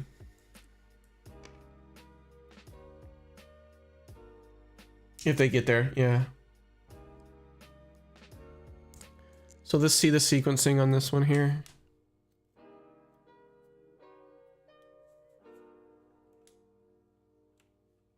We don't have a non-attack to play off Electric, so I think we're going to put that into Arsenal. Flittering, playing the Sigil of Conductivity. No, we need something to pay into Channel Lake if we're going to keep it around. Channel Lightning. If they add 6 more no blocks and attack each turn, well, who am I kidding? It's not going to be enough. Also, I don't like Surgeon, but it is what it is. I'm going to try to make it work. Yep. Do you know the mod? This is the mod. The TC... Fuck, what's it called? I don't even know what this mod's called. Owenson. Yeah, at the bottom. Yep. No problem, dude. Don't worry about you. Don't worry about you. All right, so if we're gonna play Gango again, they may not block this, so we'll probably draw a card. Gango again. That's interesting. We can probably... we can't blink it to reduce the counters.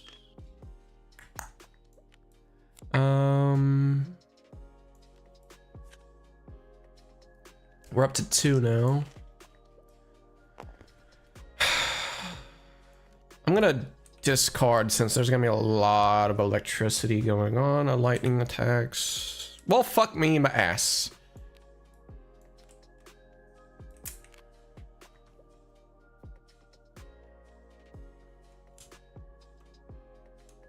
And we have really no way of giving everything go again, which is unfortunate.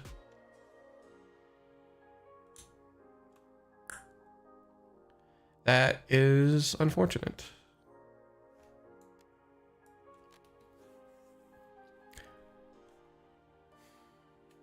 Pay into Volzar to keep it around. Pay into Volzar.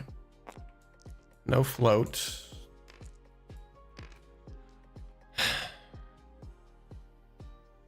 I'll do that later on, of course. They're not gonna. I'm gonna do it at the end in case they just don't know that I don't have a arcane coming in. So, what gives me go again?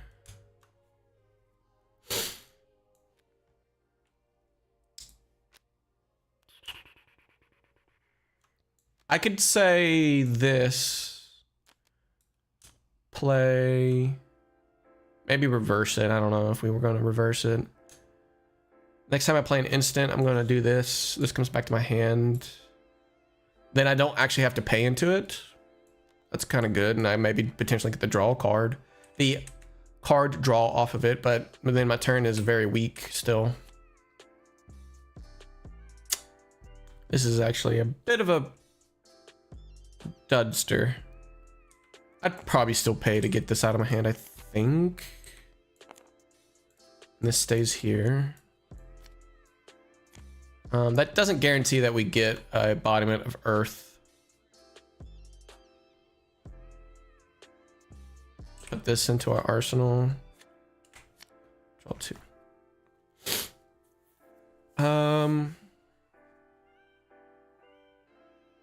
This is good. But we just don't have much in the way of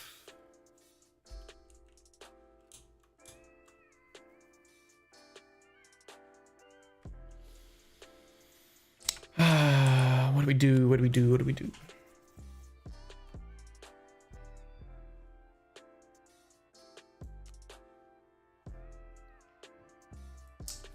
Play this.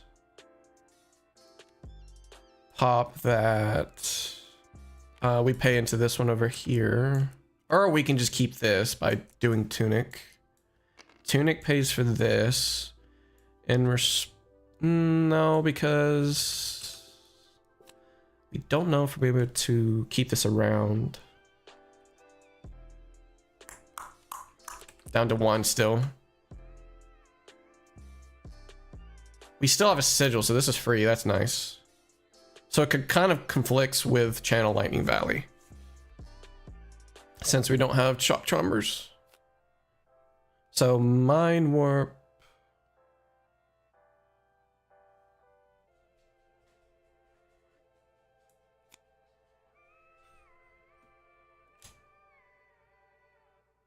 Pay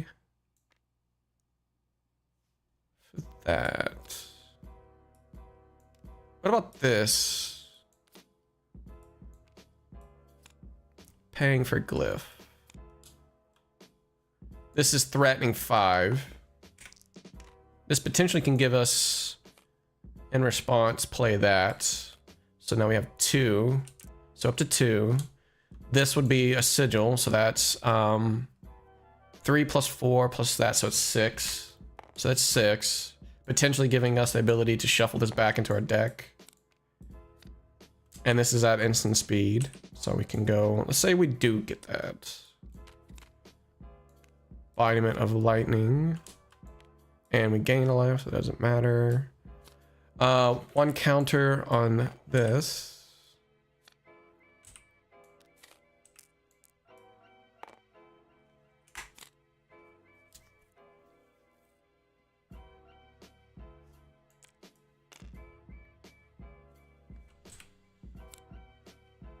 That kind of sucks. Man, Glyph Overlay would have been nice with all these sigils because we can potentially get etchings of Arcana. So we go 1. Go again for 4.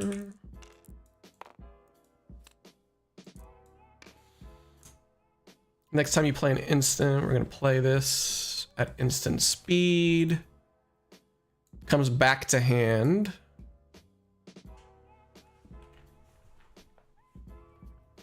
Let's go again.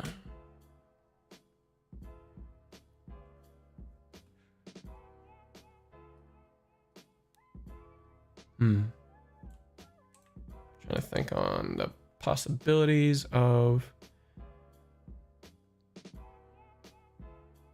gone in a flash. Then this could be used with boots potentially. Where's the go again? What would we do? Probably etchings, right? We can just IP ourselves. And then in response, we've done 3. So now we're up to 3. Sigils can do this, so this goes up to 6. We had 4 and 3. And then there's the possibility of drawing a card, which doesn't really particularly matter, but we could draw a card to mind warp these, but we're already using Volzar to gain the sigil to come back. So make it to where we can play it in our hand again. If this hits, because more than likely there's just damage coming through, we can draw a card. We'd have to have 2 lightning cards. Oh man. Shock Charmers. Can keep this shit around. And we don't have to IP ourselves, and we can go.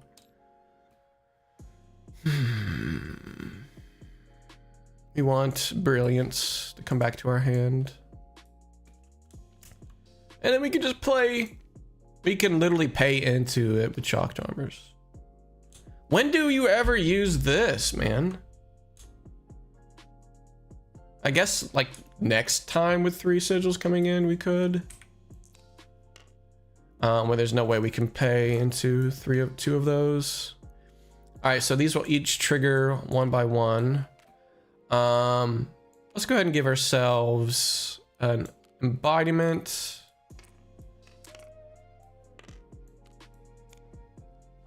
Oh, we were drawing 2 more. Sorry, at the beginning, at the end. So we would still have these on the stack after we drew. So we do have Glyph Overlay, and we have Tunic to 2. There's potential that we can pay into this for more resources. So Acilio to instant speed, discard. Good. We have resources. We have resources.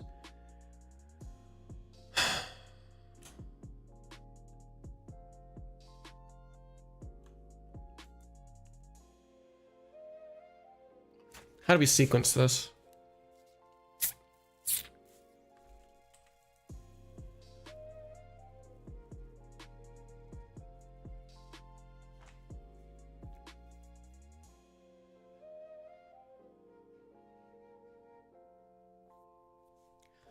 Here's how we could sequence this. This is actually very cool, like brain teaser type of thing.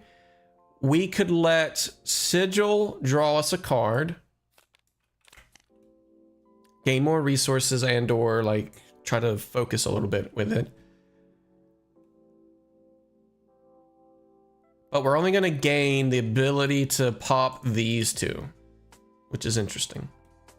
So we get a chance to react to them popping. Yeah, exactly. So I'm trying to see when is the best way to do it, because right now we just see that's on there. But this gives us Volzar, like amp 2, because Volzar, because this is free, but this goes up to 1.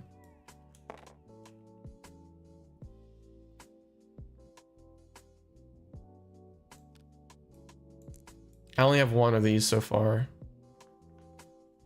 I may go 2. We'll see. I'm starting to feel a little bit more into this build for paying into things. Do we not care about actually drawing 2 rather than an extra?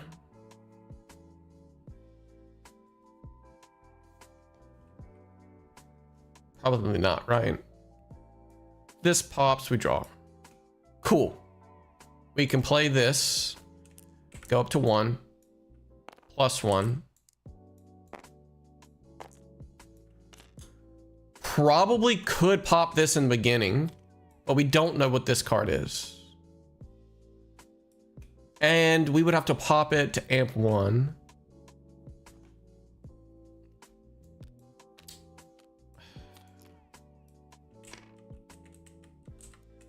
I just don't know when you're supposed to fucking pop it. So let's say we pop this. Anytime that an aura with sigil leaves their amp, well, leaves it, pop amp 1. So this draws us this card. So now we're up to 1. Let's do an extra one of these. So now we're up to 2 on the amp. Now we're matching here. So that is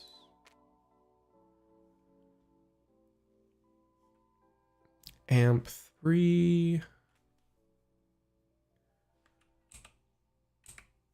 Do we even need to go over? So it depends on the AB because this is just amp 3. And oh wait, no, we're good because the sigil's here. It gives us +2, so this is 8. So that's no matter what. So boots, glyph overlay, because this is 3 plus how many sigils will be all in her name +3, because it was amp off the new arms, Aether Bindings, amp 1 here, and Volzar, because this pays for free. So boots, and then 1 resource for glyph, so this comes in for 8. Very well could be,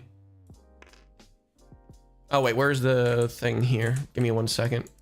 So amp here, so this is 8. We still have these triggers on the stack for them to actually pop, and they would be giving us the cards, I think, because these are still triggers that are going to happen when it leaves the arena. I don't know if it's like, if it's not there on the arena and the trigger resolves, if it draws us anything. I have to ask a judge about that. But this would give us 8. So boom, we can shuffle these. Now this arm still gives us amp 2 because these already left. So that we go there and there. So we get this and we draw a card. Now again, those triggers were on the stack. I don't know if we draw again, plus having another embodiment of lightning token. So this was already 8 damage at instant speed. I don't know if we draw again. There is a special clause that says if you do X on the cards to require it to happen. It should work the way that you want. I'd assume 1 trigger per sigil, but that's on the safe side. If you do X.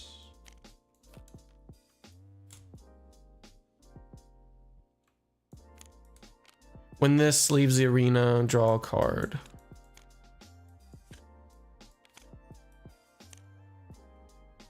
We already used Volzar, but we still have amp 2 on the back end. So we would just draw another card and have 2 here. Amp 2 for the next one because that's when they popped.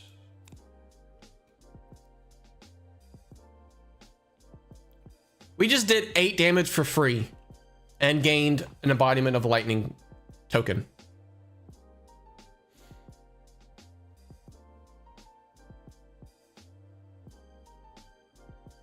If everything was legit up to the point where maybe the sigil double triggers is what I'm thinking.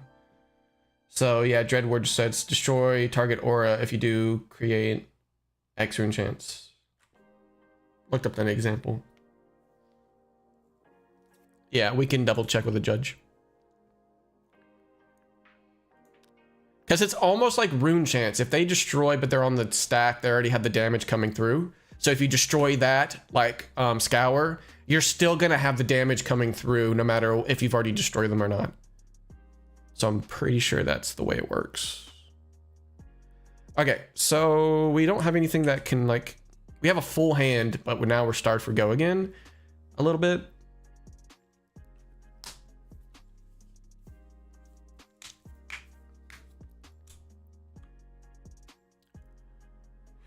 I guess we could just do like this. Yo, what's up? What's up, Tog? I got a question for you there, friend. So I had the game state like this. I want to see if you have your opinions about this as well.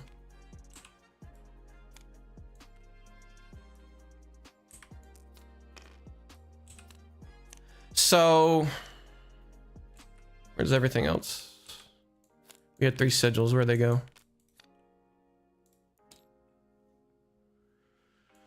We had you.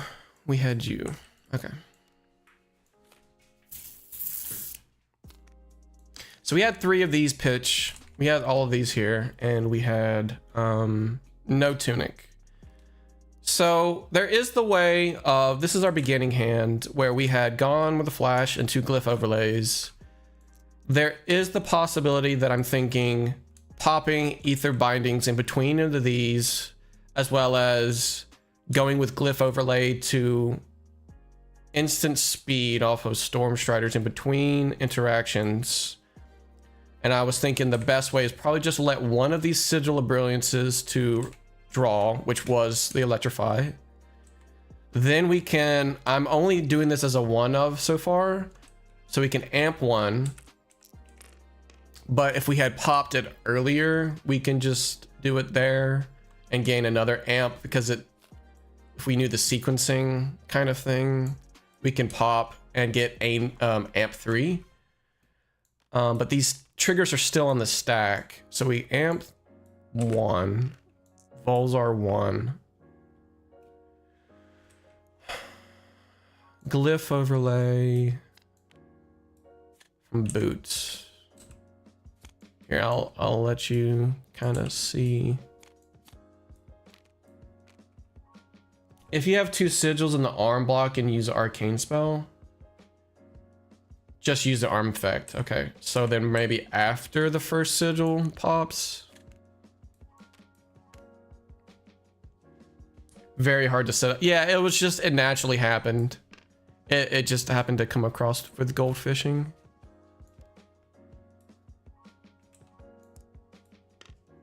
Just cash in for 2 sigils ASAP. Okay, so then draw. And then we see, we pop this. Then I say we do play this, gain a +1.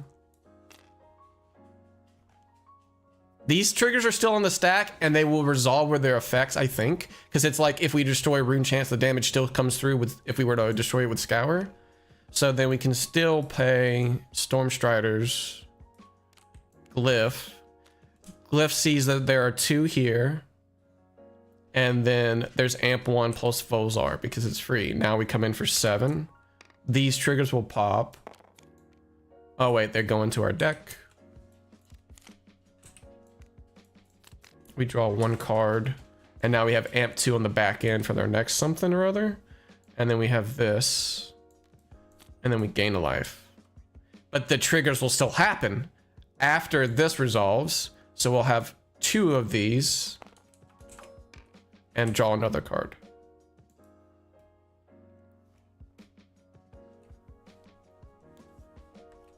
Yeah, that's how I'm trying to play it.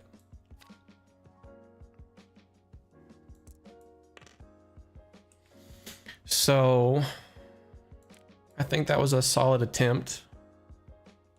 I'm starting to like Shock Charmers more and more. It keeps Channel Lightning Valley around so much more. I'll try it in a little bit. So now we just kind of starved for go again in this hand.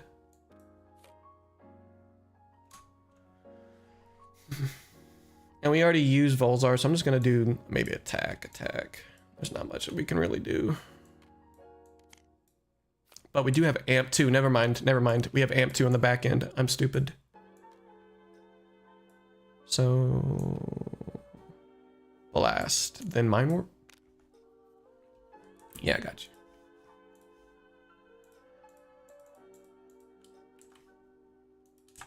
Just cut out Glyph. Yeah, it might be a little bit too niche just right now. I don't know. Maybe go down to 2 because I'm starting to feel like Glyph is more and more not getting that type of interaction where you get the most out of sigils. And then Mind Warp for 5. Damn it. Yep, so I think we just attack and then Mind Warp. Go ahead and toss this in there.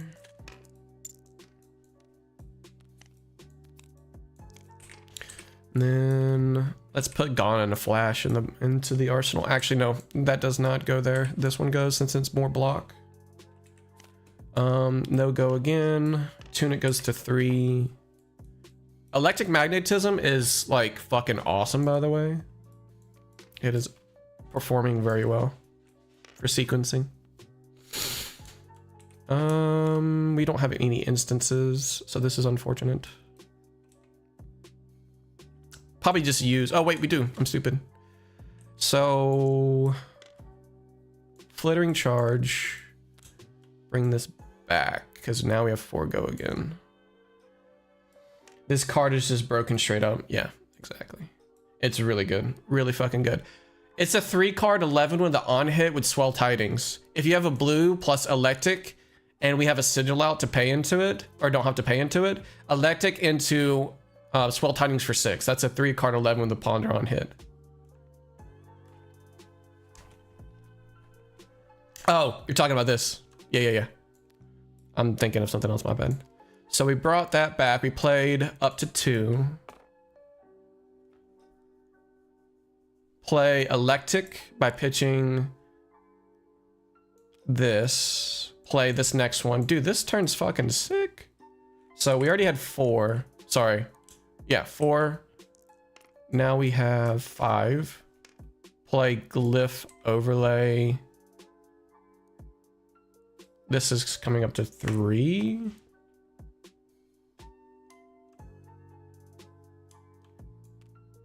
I don't know if I want to do Glyph. Dude, Glyph needs to go down to 2. I need to go down to 2. Gone with a flash, maybe? And then just Arsenal Glyph. I think Glyph needs to go down to 2. It's not feeling good. Or just cut it out completely, like you said. Current funnel? Fucking disgusting, dude. It's so good. We can set up go again, so maybe we don't have to discard with comment.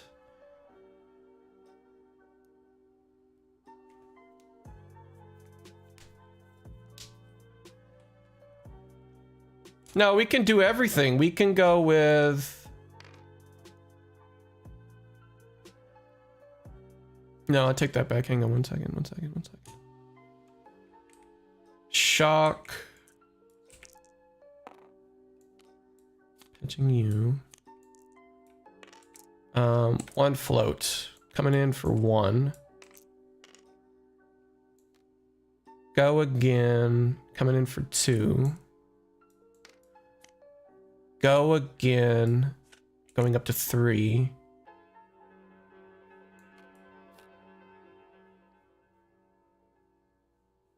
For 4. It's not bad. Tunic, go up to 2. Volzar, going down to 1. Pay into Glyph, coming in for 6. Current funnel is so good. Imagine if that was actually a nice surge fucking... That's not a nice fucking surge. Okay, not bad.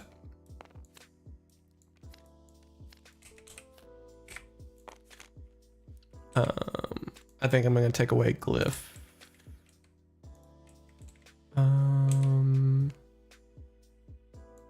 It's not necessarily Glyph is bad. I just, if you have to increase your sigil count. I'm at 9. I think 11 is where you need to be at the very least. So like, I'm also going to try Shock Charmers. So I'm going to delete. And then I'm going to bring out, I'm going to take away Glyph. And I'm going to put in something else.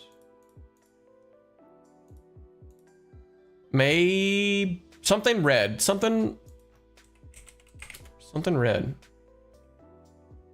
Inferno? Do we care about that? Maybe Quickening? I would want a 0 cost, maybe.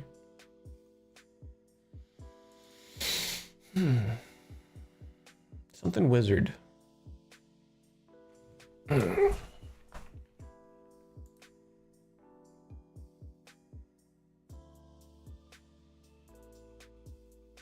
Let me go back to Surge again. I'm gonna try Inferno. I have yet to try it. I'm gonna give it a go. We're gonna give that a go. And then we'll try. All right, we're trying,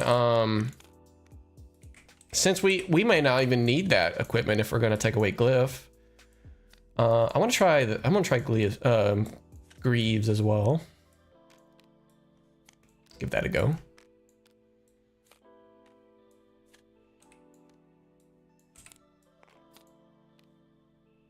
I don't know if E-Strike is sideboard worthy or not.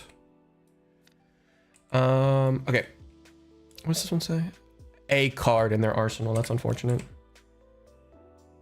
Electrify can go into our arsenal if we were to go first. I don't know priority, but we're just gonna say first.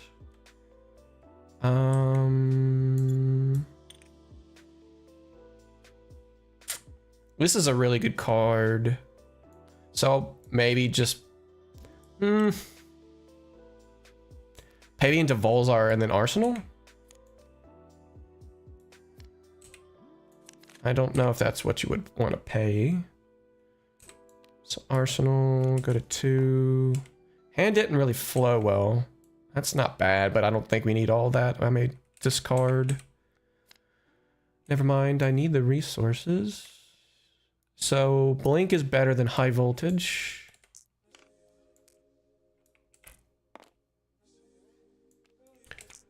Two, draw a card. Okay, yeah, we're definitely discarding.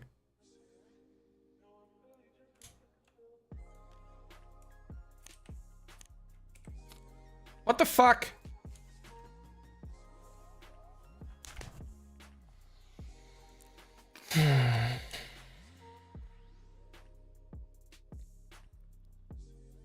This hand is doo-doo. Pump into fucking Shock Charmers if they don't block it. Play this and then go about our day. It's not much of a turn. Put that there. 4. This pops, giving us an embodiment. I'm thinking about discarding this. We go up to 3.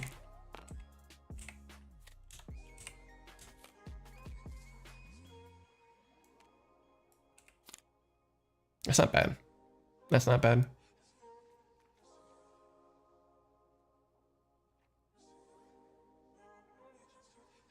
It's actually a hand empty turn.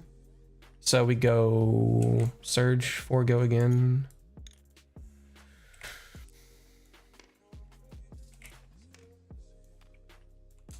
Flittering Charge. Lightning Press, go again. Tunic. Can't do anything. If this was a 0 cost non-attack wizard, like, that'd be fucking disgusting, but I can't pay into Volzar, so I guess it's fine. We'll just call that a pretty damaging turn. Go back up to 1 on our turn. We'll go 4.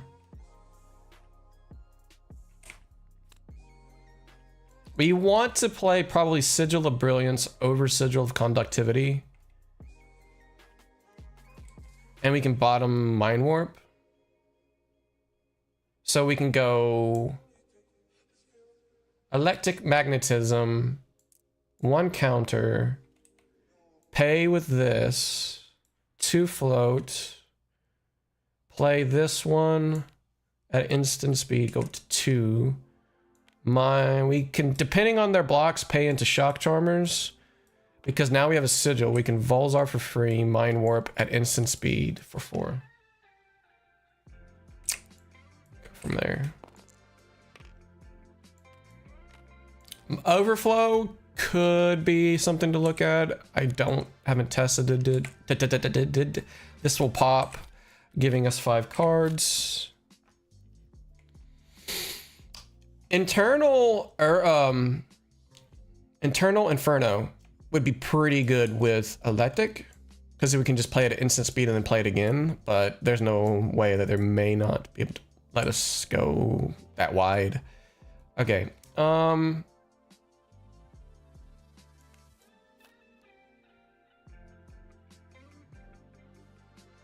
We have no real attack.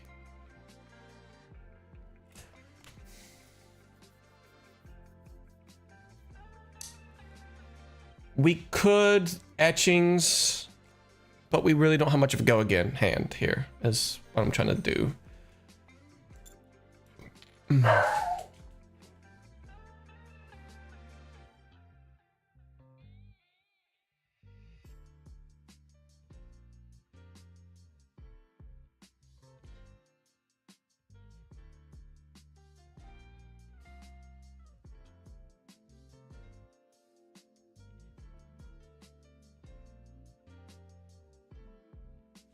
My dog's going fucking crazy. Hey, shut the fuck up!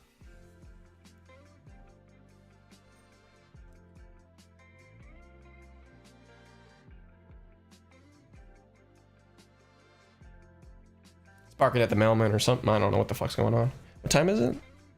No, mailman's not here yet.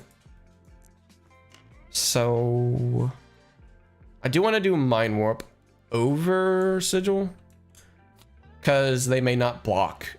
If I have very little go again, they may not block, but there's no way of giving go again except for Lightning Greaves. So here we go. We got Lightning Greaves.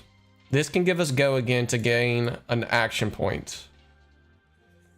We'd have to pay into it.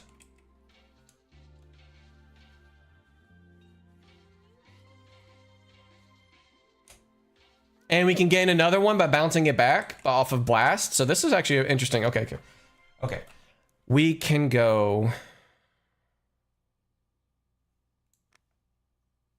Let's do Blast. At instant speed, we will pay into Greaves. Then we play Channel Lightning Valley. We have to do it in the layer step to where this can be targeting this, I think, because there's no attack layer. There's a resolution layer. So we have to do this. This comes into the battlefield. This will gain us go again. And then this will resolve, allowing us to... The next time you play an instant card this turn... Do we have to do it in the resolution step, or do you have to do it in the attack step? Let's see, hang on. When this attacks, I can blink it to gain go again. So we don't have to. We can just... Oh yeah, we need another instant for it to work like that. We can still let us gain go again.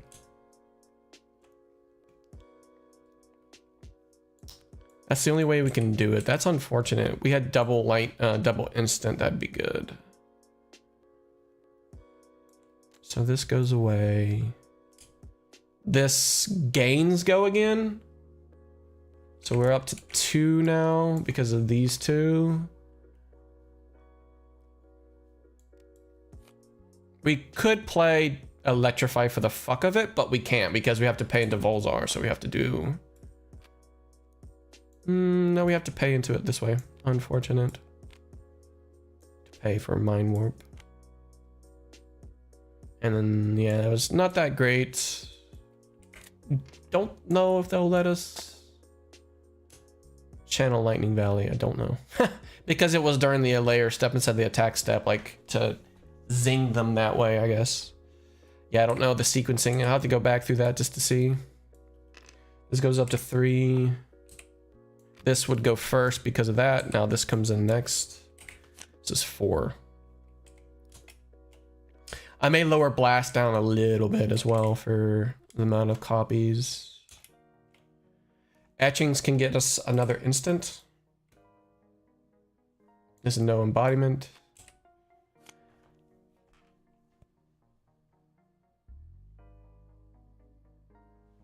Okay, so Fry, 3 go again. Bring this back to my hand. Go up to 2. Fry again. Go up to 3.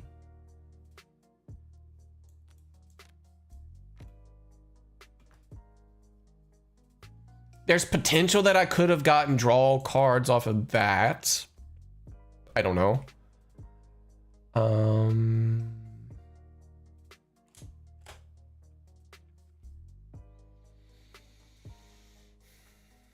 Keep Tunic around for one more turn, because then...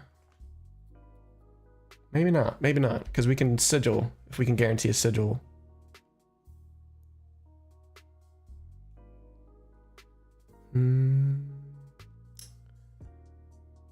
Blast into Oblivion. I have to have another instant.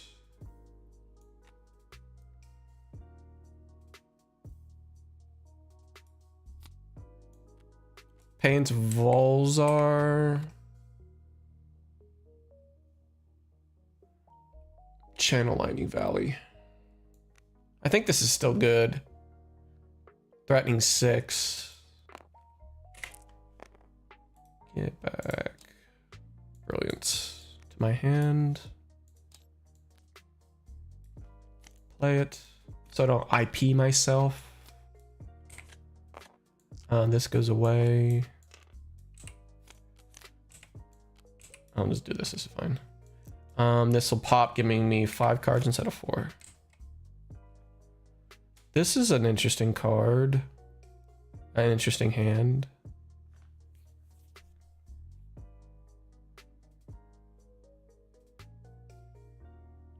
If we do Flittering Charge into Flittering Charge between these two instances to give them go again, then we won't have anything to allow us to keep Channel Lightning Valley into play. So I think what probably would be the best is keeping this for our turn, like putting it into Arsenal. So what we could do is this, giving it go again, pay into Volzar because we did 3, 1, 2, and 3. We have 1 float, and then we just do Inferno for fucking 7. That's a pretty good turn. So we had 4 plus another 4, and then 7, so that's decent, actually. Yeah, and then we can keep this for round for next turn. If at any time they say no blocks on those, we could toss this in because we know that we're going to get at least 1 counter. But there is the point that we could do that maybe. Gain 1 card, I don't know. It just depends on block. That would be a see how it blocks rather than gold fishing type of thing.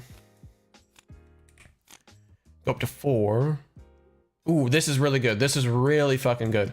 All right, so this would have to I don't know when this pops because we can't pop it. It doesn't leave the field that way. So this would be really good. Okay, how do we sequence this? We're gonna have to sigil to keep around Channel Lightning Valley. So that's gonna be good. So Electric. Sorry. We're gonna have to do Flittering. Playing this. Giving this go again. That's 3. Who knows if they're gonna block or not? I don't know. Say if they don't block because we have no one to block 2. Okay. Now we have 2 on Volzar.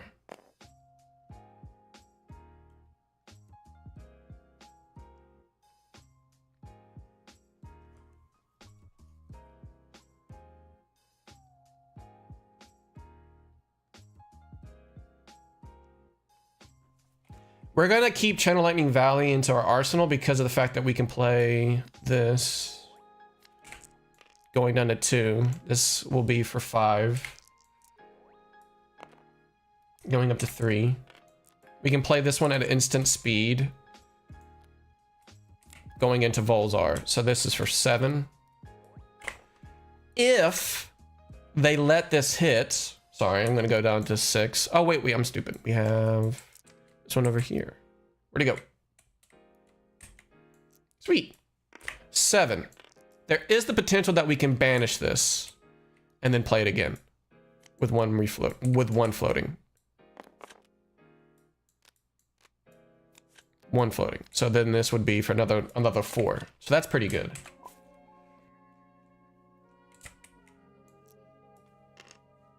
So 7, and then the surge could happen, allowing us to play it for 4 again. That interaction's pretty good between Electric and Inferno. Yeah, it's pretty good.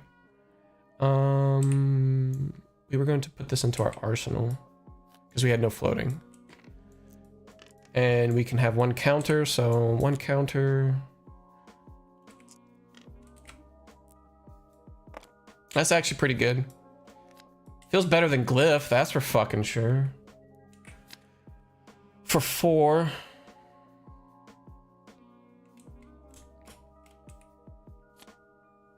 I may put this into my arsenal.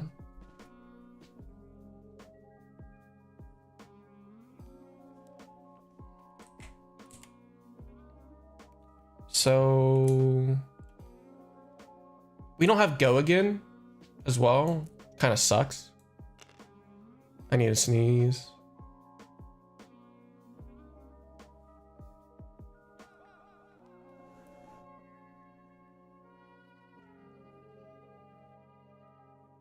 I can't even do it. You do have a lot of sigils coming in. We can think about our next turn after this one. Sigil. But we'd have to do it at the instant speed.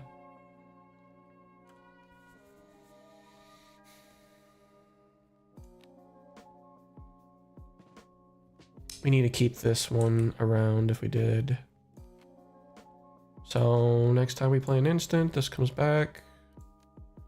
And we play it again. Oh wait, we play it, then we play that. So we're up to 3.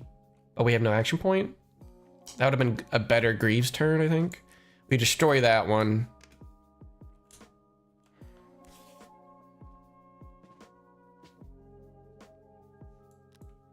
And then go to 2. It's a bit of an IP turn, I guess. Maybe that could have been done better. This will pop. Draw 1. This will pop. Draw 1.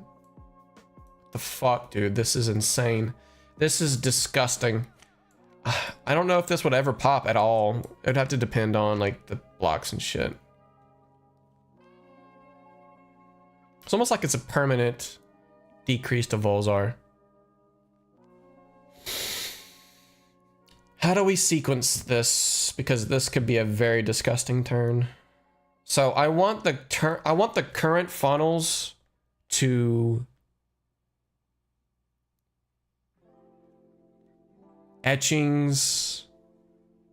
This is a very disgusting turn because I can get 2 sigils back to hand if possible, depending. Okay, so we would do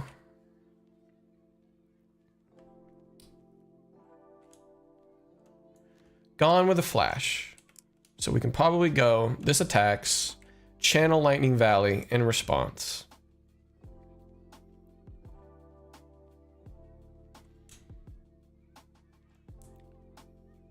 They may not know if we're gonna give it go again. They probably have to figure out, I don't know, maybe draw for this? 4, up to 2.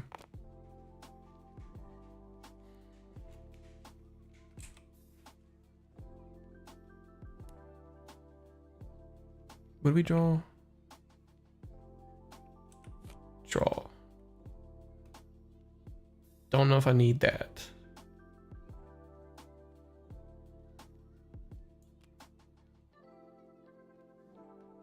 Discard. Okay. So current funnel.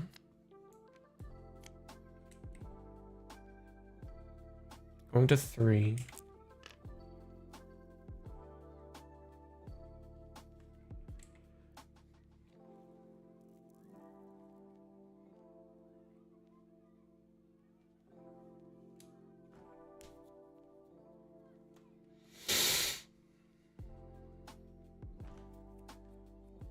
Trying to think on the sequencing because we can go etchings but not quite pay into it.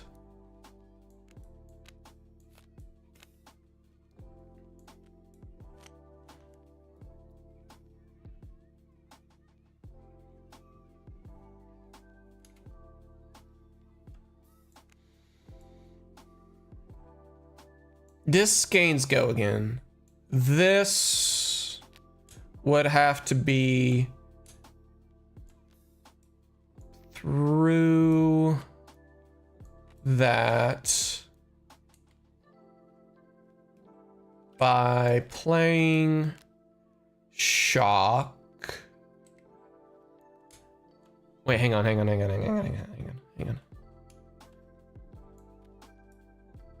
This is actually very interesting. Which one was an arsenal? Was it one of these etchings? I think. I can't remember. No, it was not. Oh, it was this. I'm stupid. So we played that round 3.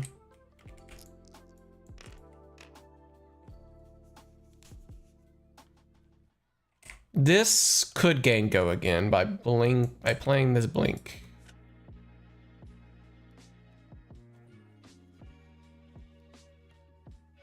But it doesn't give me my action point back like I'm thinking.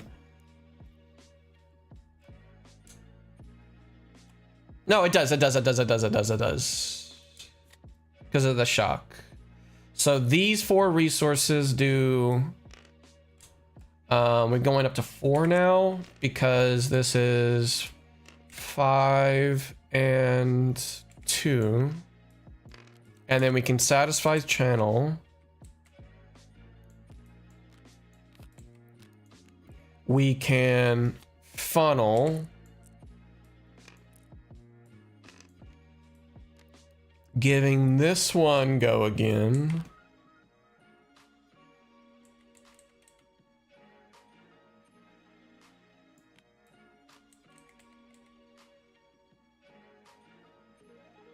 Paying into Volzar. This one has go again, so this is 7. This is 3, just for extra damage for fuck's sake. But we do get Brilliance back to our hand off of this first etchings. Damn it, this goes into my hand. And then this is 3. So that's a pretty nasty turn.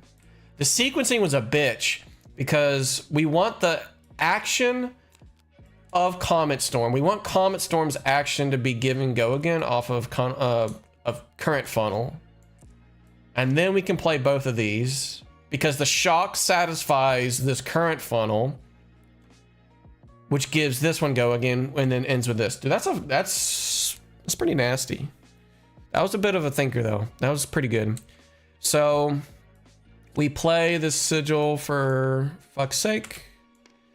This goes under here. Okay.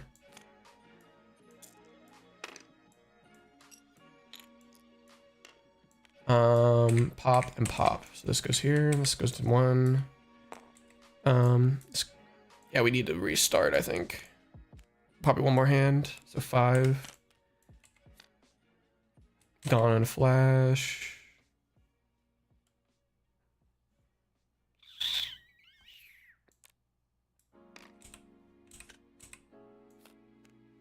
Might be actually kind of nice if I played against somebody.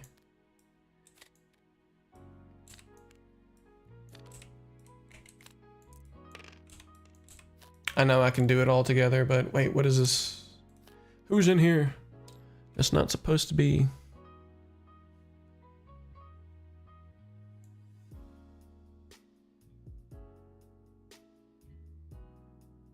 Why is there 61?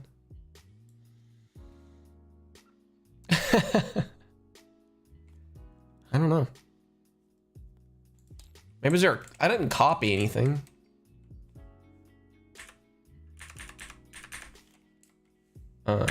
Delete. I think we're just gonna bring it back over.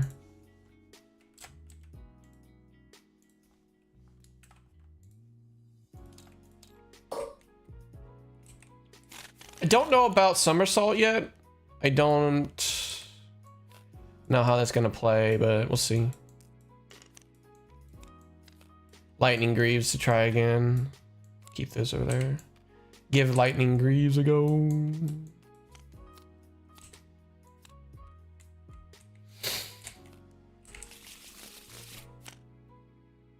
This is pretty good. A lot of blue instances, so if we were to go first,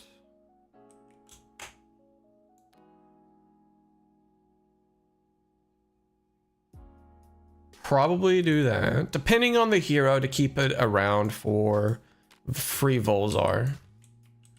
Put that into my arsenal. Go up to 2, draw 3.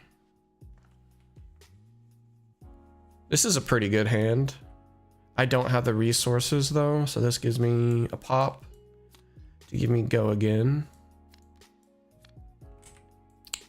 How do we do this?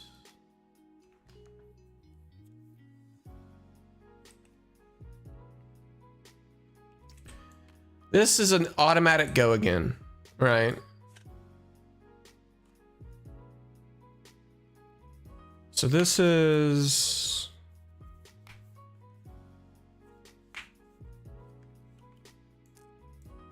the next time I play an instant.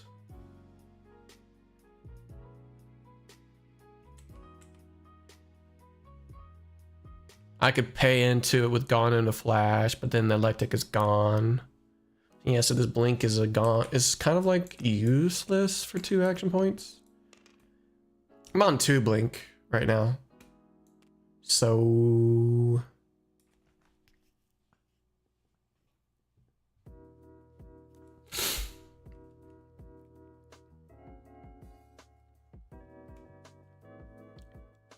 probably what I'll end up doing is this.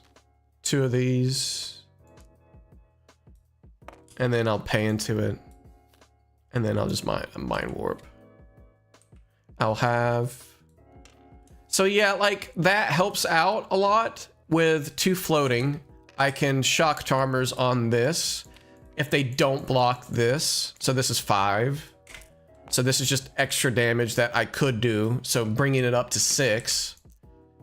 I could have 6. Volzar for 4. Volzar, which brings up to 4. So I'm liking the cost curve for shock charmers to keep my floating resources for more damage, as well as keeping Channel Lake Valley around. So that's pretty interesting. So 3, so draw 4. This is not cool. I may want to... There's actually a pretty cool interaction with current funnel. If you get your next action card go again, you can do an action card that doesn't have go again, giving it go again. So there's some things that can happen with that. It's pretty cool.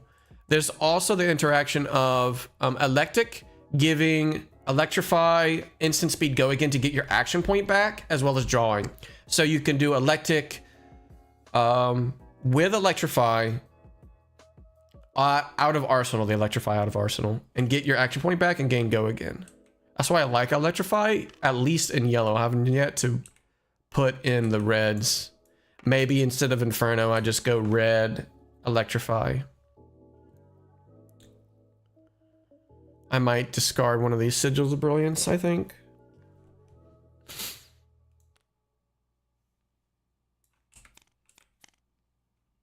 That's maybe not what I want. So they would probably just assume if I did that, that I would have another instant to give this go again, because why do that if I did it in this way? And then maybe because they don't want to block, they want to see the rest, I can go that in instant speed. So no block, see the rest of the turn type of thing, because I'm starting out with that. You've got your entire hand. So then I can probably draw. Ooh, really good. Really good. But but I don't have an instant to give it go again, or to bring it back again for an endless. So that is unfortunate. Because I can go current funnel to go again. This has already been drawn. And then this would be this for 4 go again, but I don't have an instant to play it right out to give it back to go ahead and then do another 4. Kind of unfortunate to draw it at that time. And that's a lot of instant, this is 5. Volzar is at fucking 5. Where is my lucky arcane shit? Dude, that would have been disgusting. I might need to increase, instead of Inferno, because I would have to pay into it, I need a 0 cost. That would be really good. Could be Overflow, like Ham said. Could be Overflow.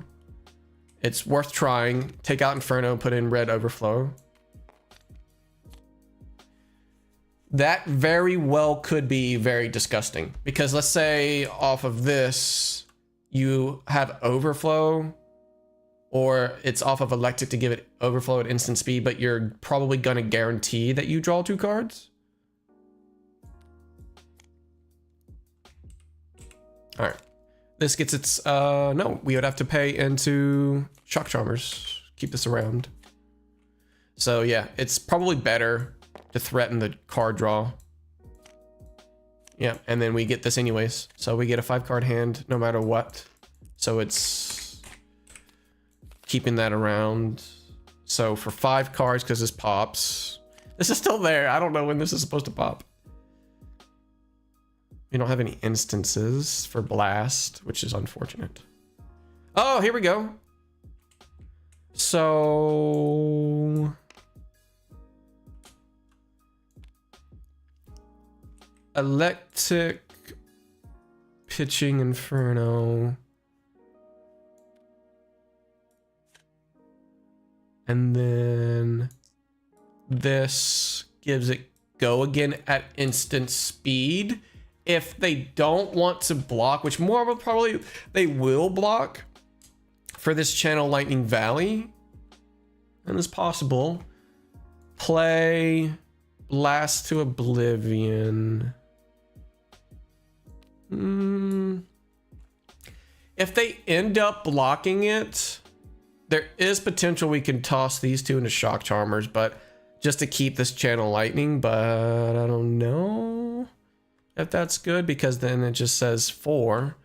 Bring this back. That's 3 on Volzar, and there's no Inferno. Actually, because this is the 5-card hand.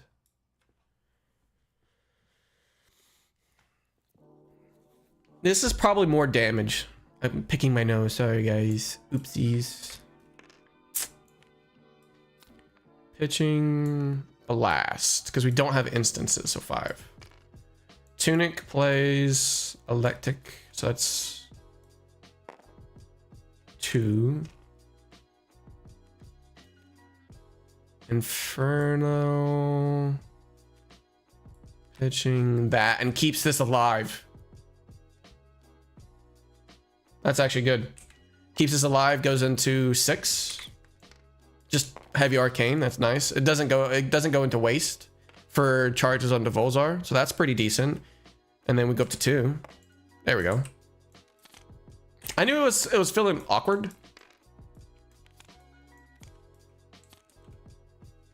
4. 1. Because we just used it.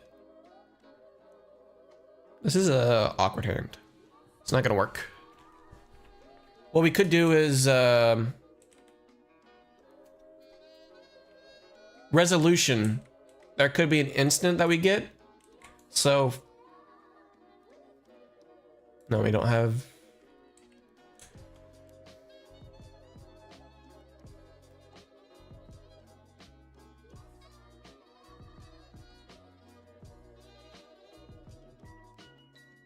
We don't have an instant speed shenanigans. We could just like pitch our entire hand, but then that's tempo lost.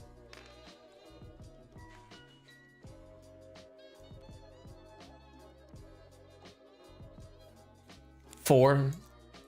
And I don't know if they're gonna let us have it, but Probably could just pitch these two into shock, and that's it. And then just, damn it.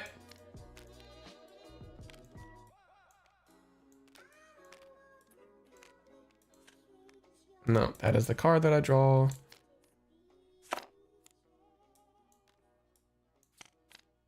Okay, whatever.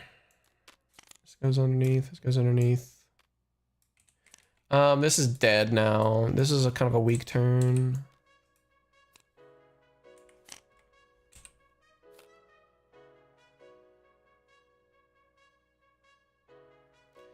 I don't want this Comet Storm in my hand.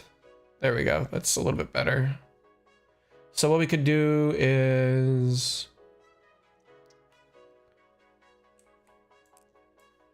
Surge for 4. Probably take it since there's no like real on hit. Down to 2. This is up to 1. Last into Oblivion. Coming in for 4.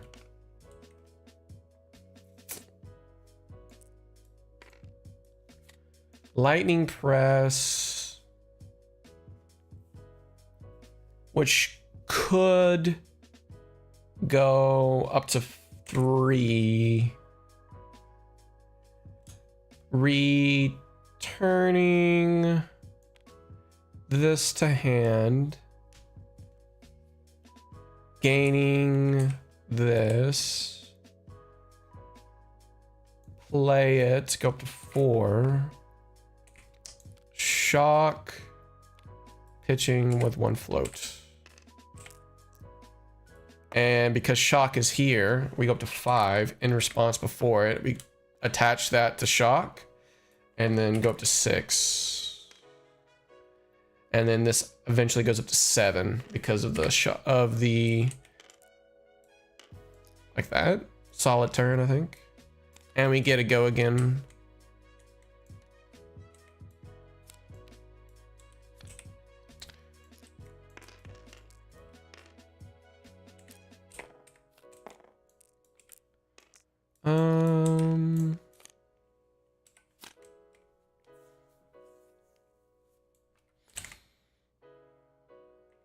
Dude, imagine if I did have overflow. What if this is, let's pretend this is overflow, because I think the 1 cost is killing it. And it kind of only works in a niche situation with magnet, whatever that card is called.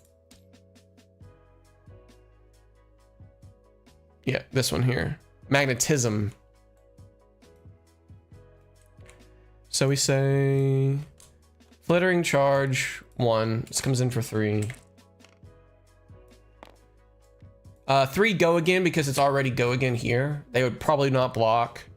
We can go pump it up to 6. It already has go again, but so we just want to do damage because it's 3.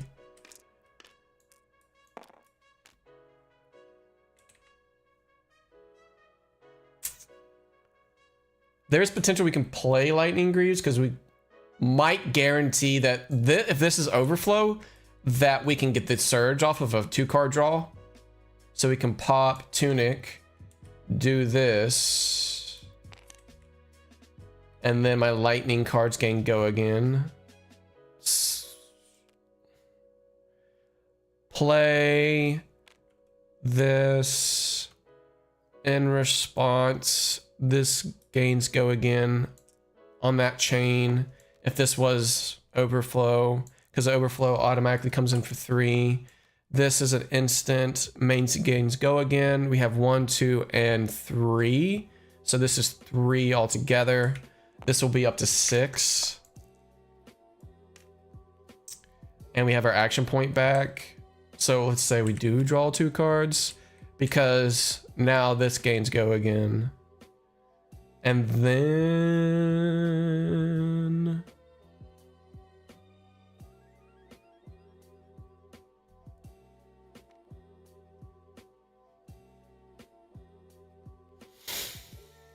we already used Volzar, so just another damage there. All right, let's try that. Let's give it a go. Let's try overflow.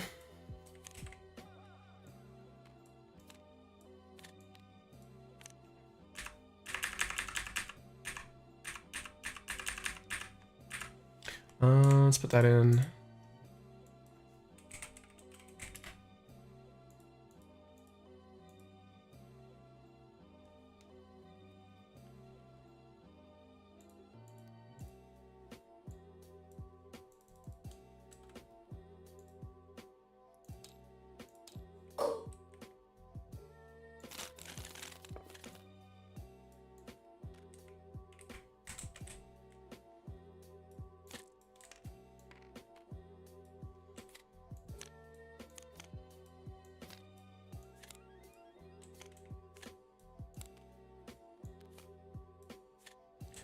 We're still gonna give it a go. We're still gonna give Lightning Greaves a go.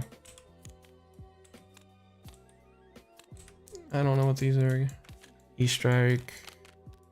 Yellow Etchings is probably gonna be gone. Scour does stay in there. Swell stays in there for sure. I don't know about E-Strike, so these are probably gonna go. I don't know when I'm supposed to put in Destruction. So I don't know if I'm gonna put when I'm supposed to put this in, or just like not even have it in the deck. I don't know yet. We'll have to see. Testing. That's what we do. All right. Let's say we don't go first. We don't go first. We go second. Oh, first off, best fucking handed. Well, in a way. So he block 5. Put this back into our hand. Do that again, and then we block 5 again. That Mind Warp probably could have been used, but since you're IPing yourself.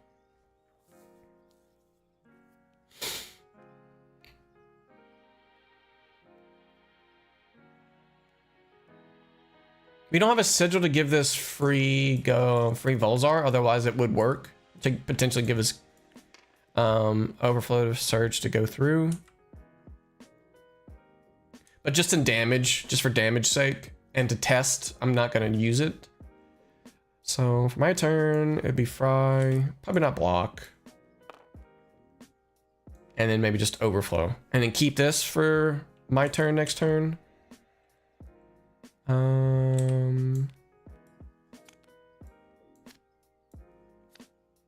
Oh, yeah. 3. So my turn. Because it was my turn. That was my first turn, yeah. Now it comes back to 2, which is, again, would have been nice to have a sigil.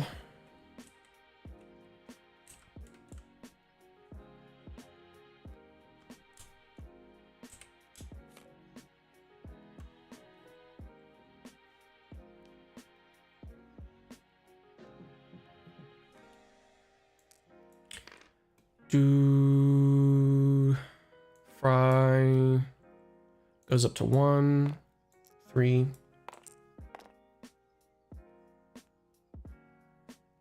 They don't want to block it. They see the rest of my turn. Draw a card. Fucking awesome. Electric. Pitching 1. Satisfying this. Down to 2.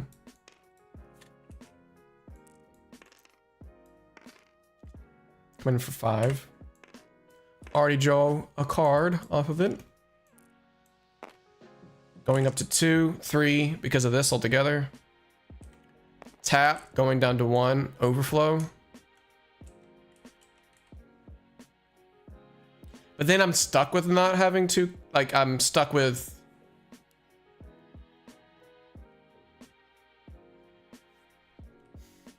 like not having a go again, because then I'm drawing cards to.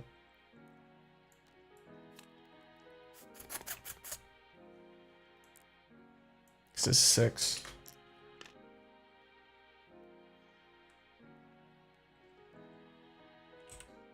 Hmm.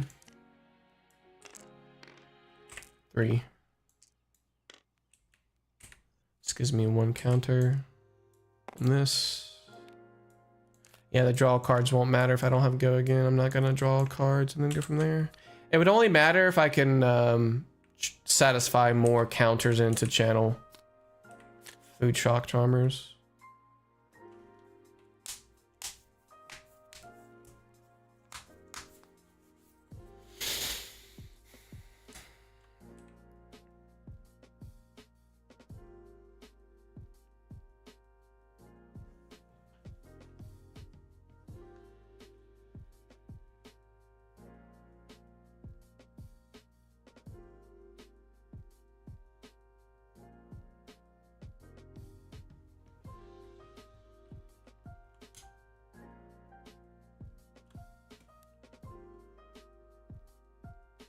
So the sequencing would be, if I had this hand going into my opponent's turn, I would probably pop this. So that way it pops on my turn, giving myself go again. So go again.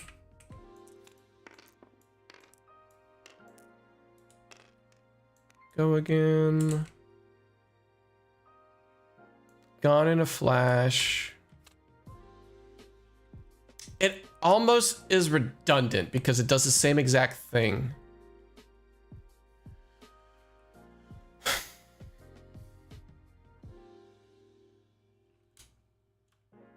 I could have used this for block earlier, so I'm up to 1.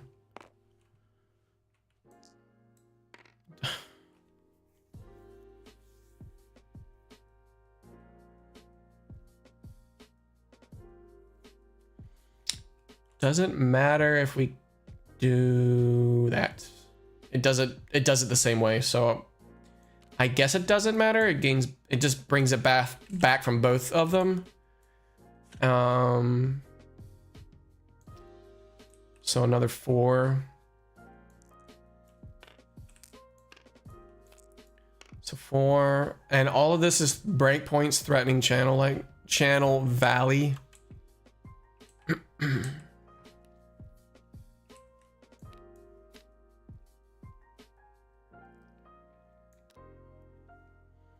This goes up to 3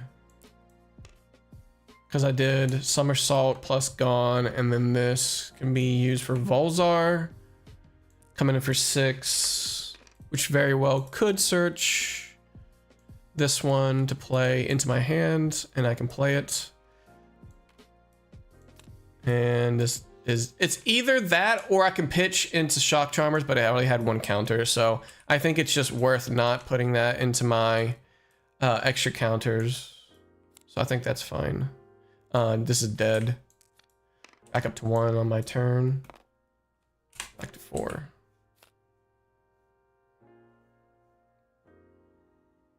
I need to use the restroom. Quickly. All right, be right back, 1 sec.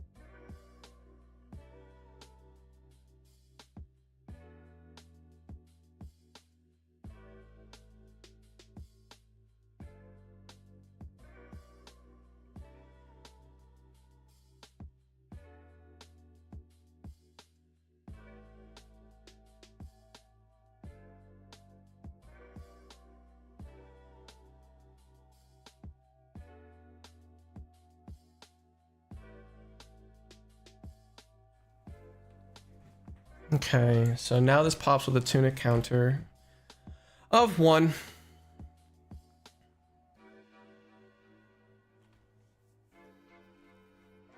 This is still go again. Do you want constant go again?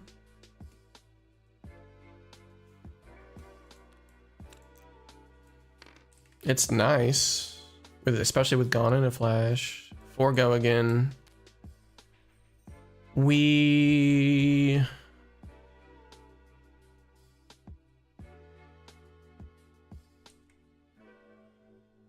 don't have Sigil, so we can 4 go again. Comet Storm, Volzar off of that. Channel Lightning Valley has a satisfy of that. Seems solid. But this one goes back to my hand. So 4. Then we play Channel Lightning Valley. Brings it back to my hand. Who knows if the draw will happen? Pitch. So up to 2. We have 2.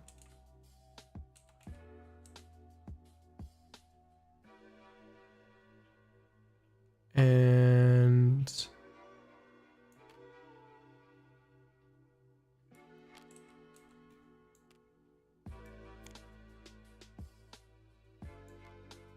That's what I was thinking.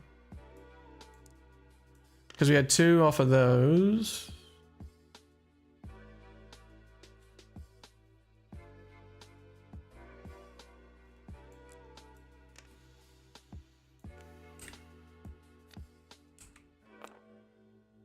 The 2 floating would be for shock.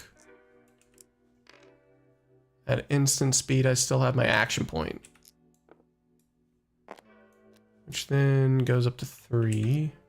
The 1 floating would be for Volzar, so I can etchings for 6. And then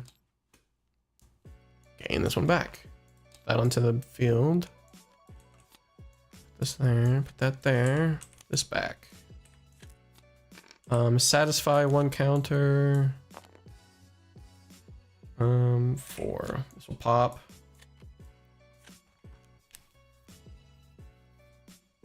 This goes up to 2. Okay. Gone in a flash with blink is pretty good. We can also sequence the electrify with electric magnetism. Electric magnetism.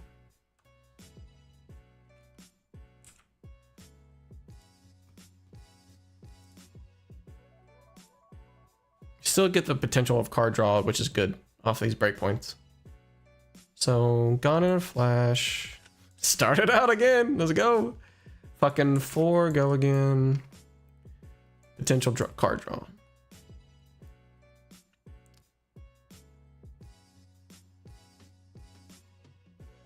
Electric.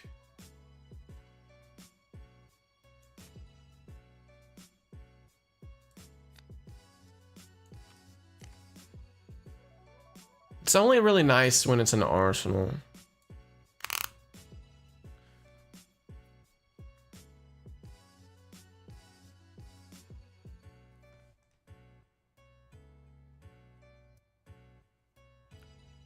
I need to play an instant to bring it back to hand.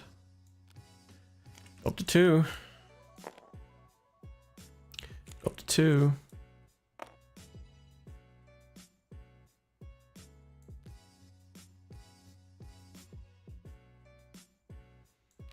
Electric. Hang. Gone. Going up to 3. If I had this to be a arcane, that'd be good. And then pay into this. That'd have been sick to satisfy, bro. Alright, whatever. Goes up to 2.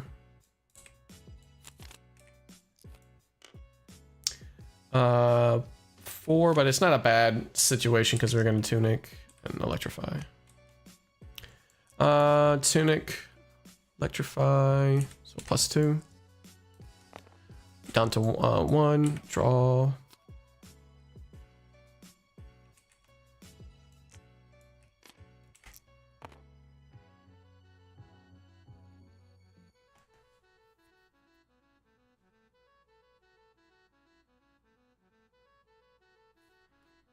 This doesn't feel good. I might have to sack this Comet Storm Shock to Auxilio. Blast to Oblivion. There's no go again on anything here.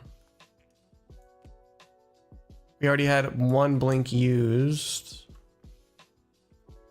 Our resources is a little bit rough. Mind Warp.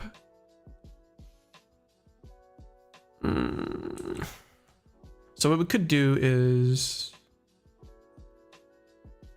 Mind Warp and Electrify, pay into Lightning Greaves for Comet Storm Shock. So that's 1 floating. And also Volzar. So we're up to 2.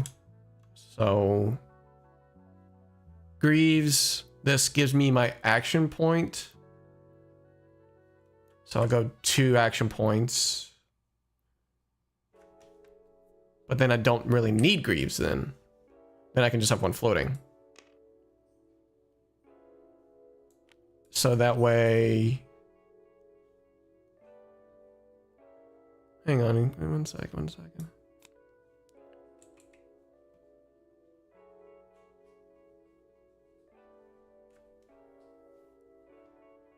Shock. The action point that I still have could be Comet Storm and Shock. So that pays for 4 of these. The Lightning Greaves can pay with Lightning Surge here.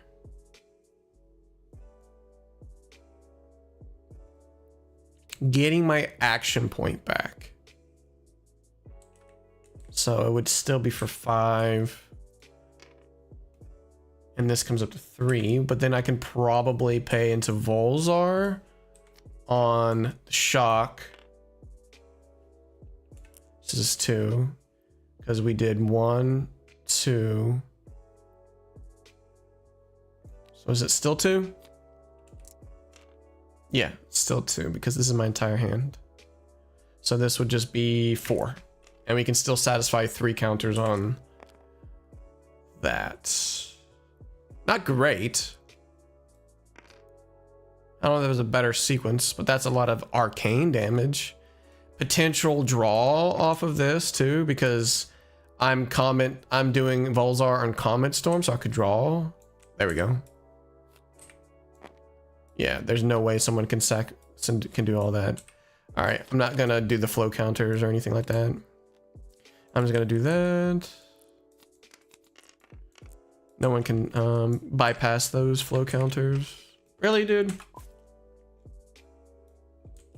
That's actually kind of annoying. Group those up. I don't know why it does that. 1. And then I'm gonna draw 4. This is actually pretty solid. Pretty solid to start. Because what happens is, I wish I had Arcane. I'm actually kind of low on Arcane. There's a lot of Lightning. The balance between Arcane and Lightning is super strong. 4, go again. Don't want me to draw off of that. Doesn't matter. I've got Lightning Press, bringing it up to 7. Sneak it in, draw a card. That's pretty good, I think. Fry. 3, 4 go, 3 go again. Gone with the flash. Where comes in for 4. Sigil. Bringing it back to hand. And my turn. I value magnetism over that. 3. Another channel lightning. But what? This one probably? Can't really do much. Alright, this pops. Gives me go again.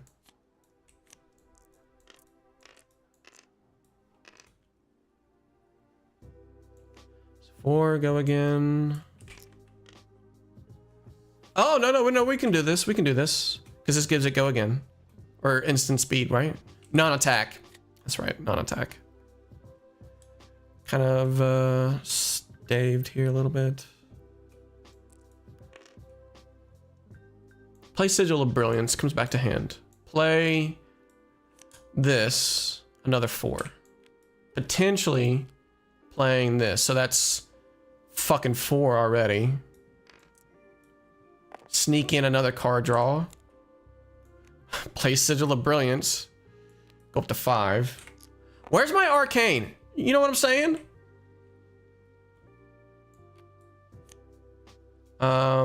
Satisfying that it's either Volzar or Shock. So Shock. I don't have any Arcane. Goes down to 1. Put 1 counter here. This goes under here.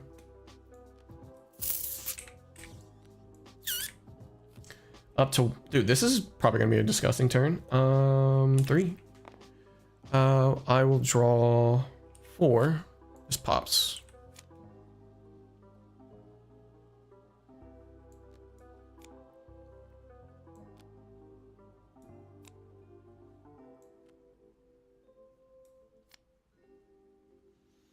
We don't have a sigil, but we have resources, so I think we just let this one pop. Okay, how do we sequence him? Because current flow really makes it to where the sequencing is pretty fucking awesome. We have also blink as well, so. Okay. I kind of want to end on Mind Warp to gain the ability to potentially get an arsenal back off of Channel Lightning Valley, guaranteed, through AB. All right, so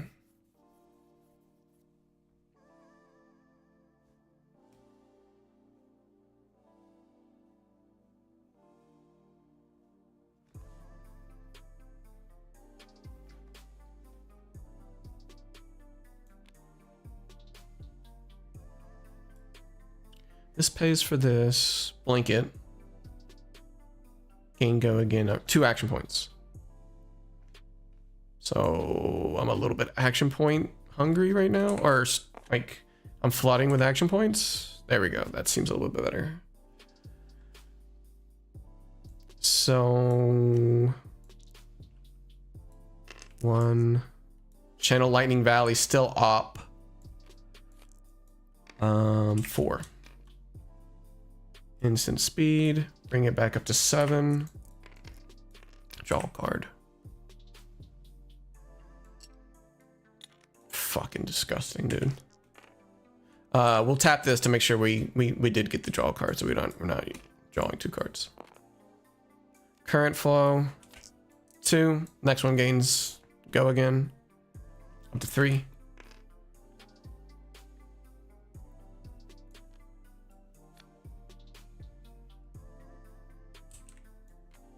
Blink. So for 5.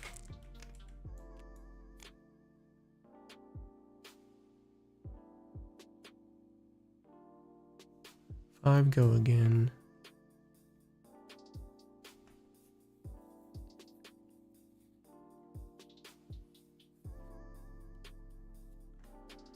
Two floating. 4. Guarantees.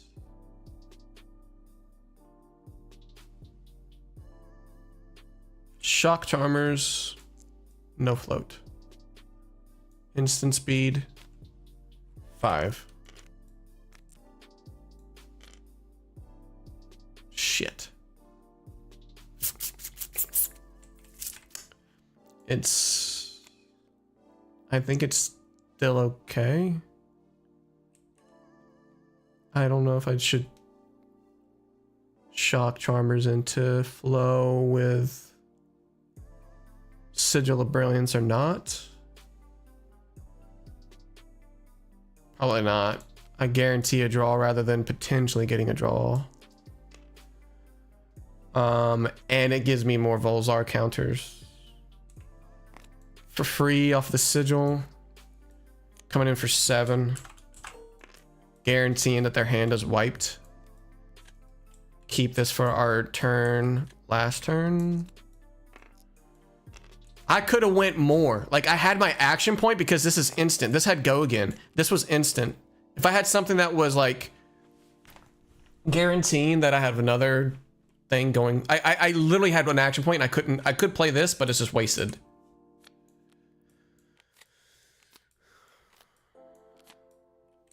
Balancing go again is also going to be an interesting thing. This is dead. Draw 5. Because... Sorry. No, we don't care. So, draw 5. Alright, again, we do the same thing. But this is going to be a little bit interesting as well. This will be used for Volzar. This will be our ender, but the sequencing is going to be interesting. We go flittering, bring it back, but it has go again. So it's 3 damage. This comes back to hand. That's up to 2 now. 2. Now we go current funnel 2, This game go again because we did 2 lightning, so now we're up to 3. Gone with a Flash is for 4. Do we even do Greaves? We did Greaves earlier, didn't we? It's flipped over. This is 4 go again. So that's 4 here.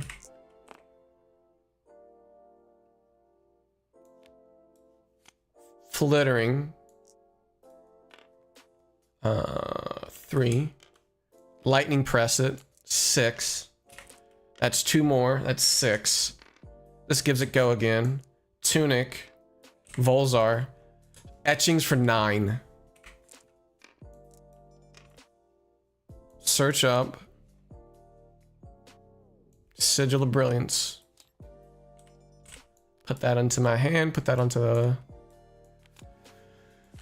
God damn you, current overflow. Like, that's gonna be your bread and butter for that fucking card, dude. Flittering's actually good. Like, you got enough instances to do it. Flittering's good. Overflow is fucking overpowered. One more as well. Oh wait, we have instant like charge that we can say. No, we got sigil, so we're good on the overflow. My stomach's growling actually, and I'm not gonna lie. Oh, we're up to 15. Okay, never mind. Restart. Shock Charmers feels a lot better. Feels a lot better. Sigil. Yep.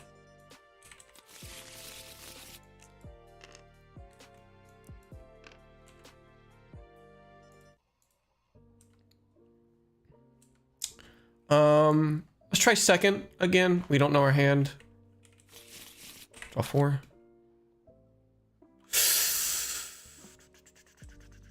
These are some pretty bad hands.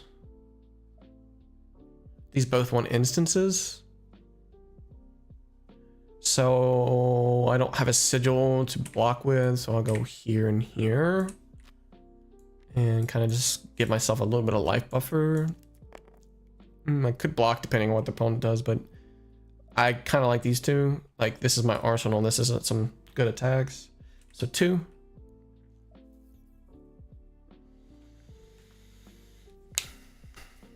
This is not good.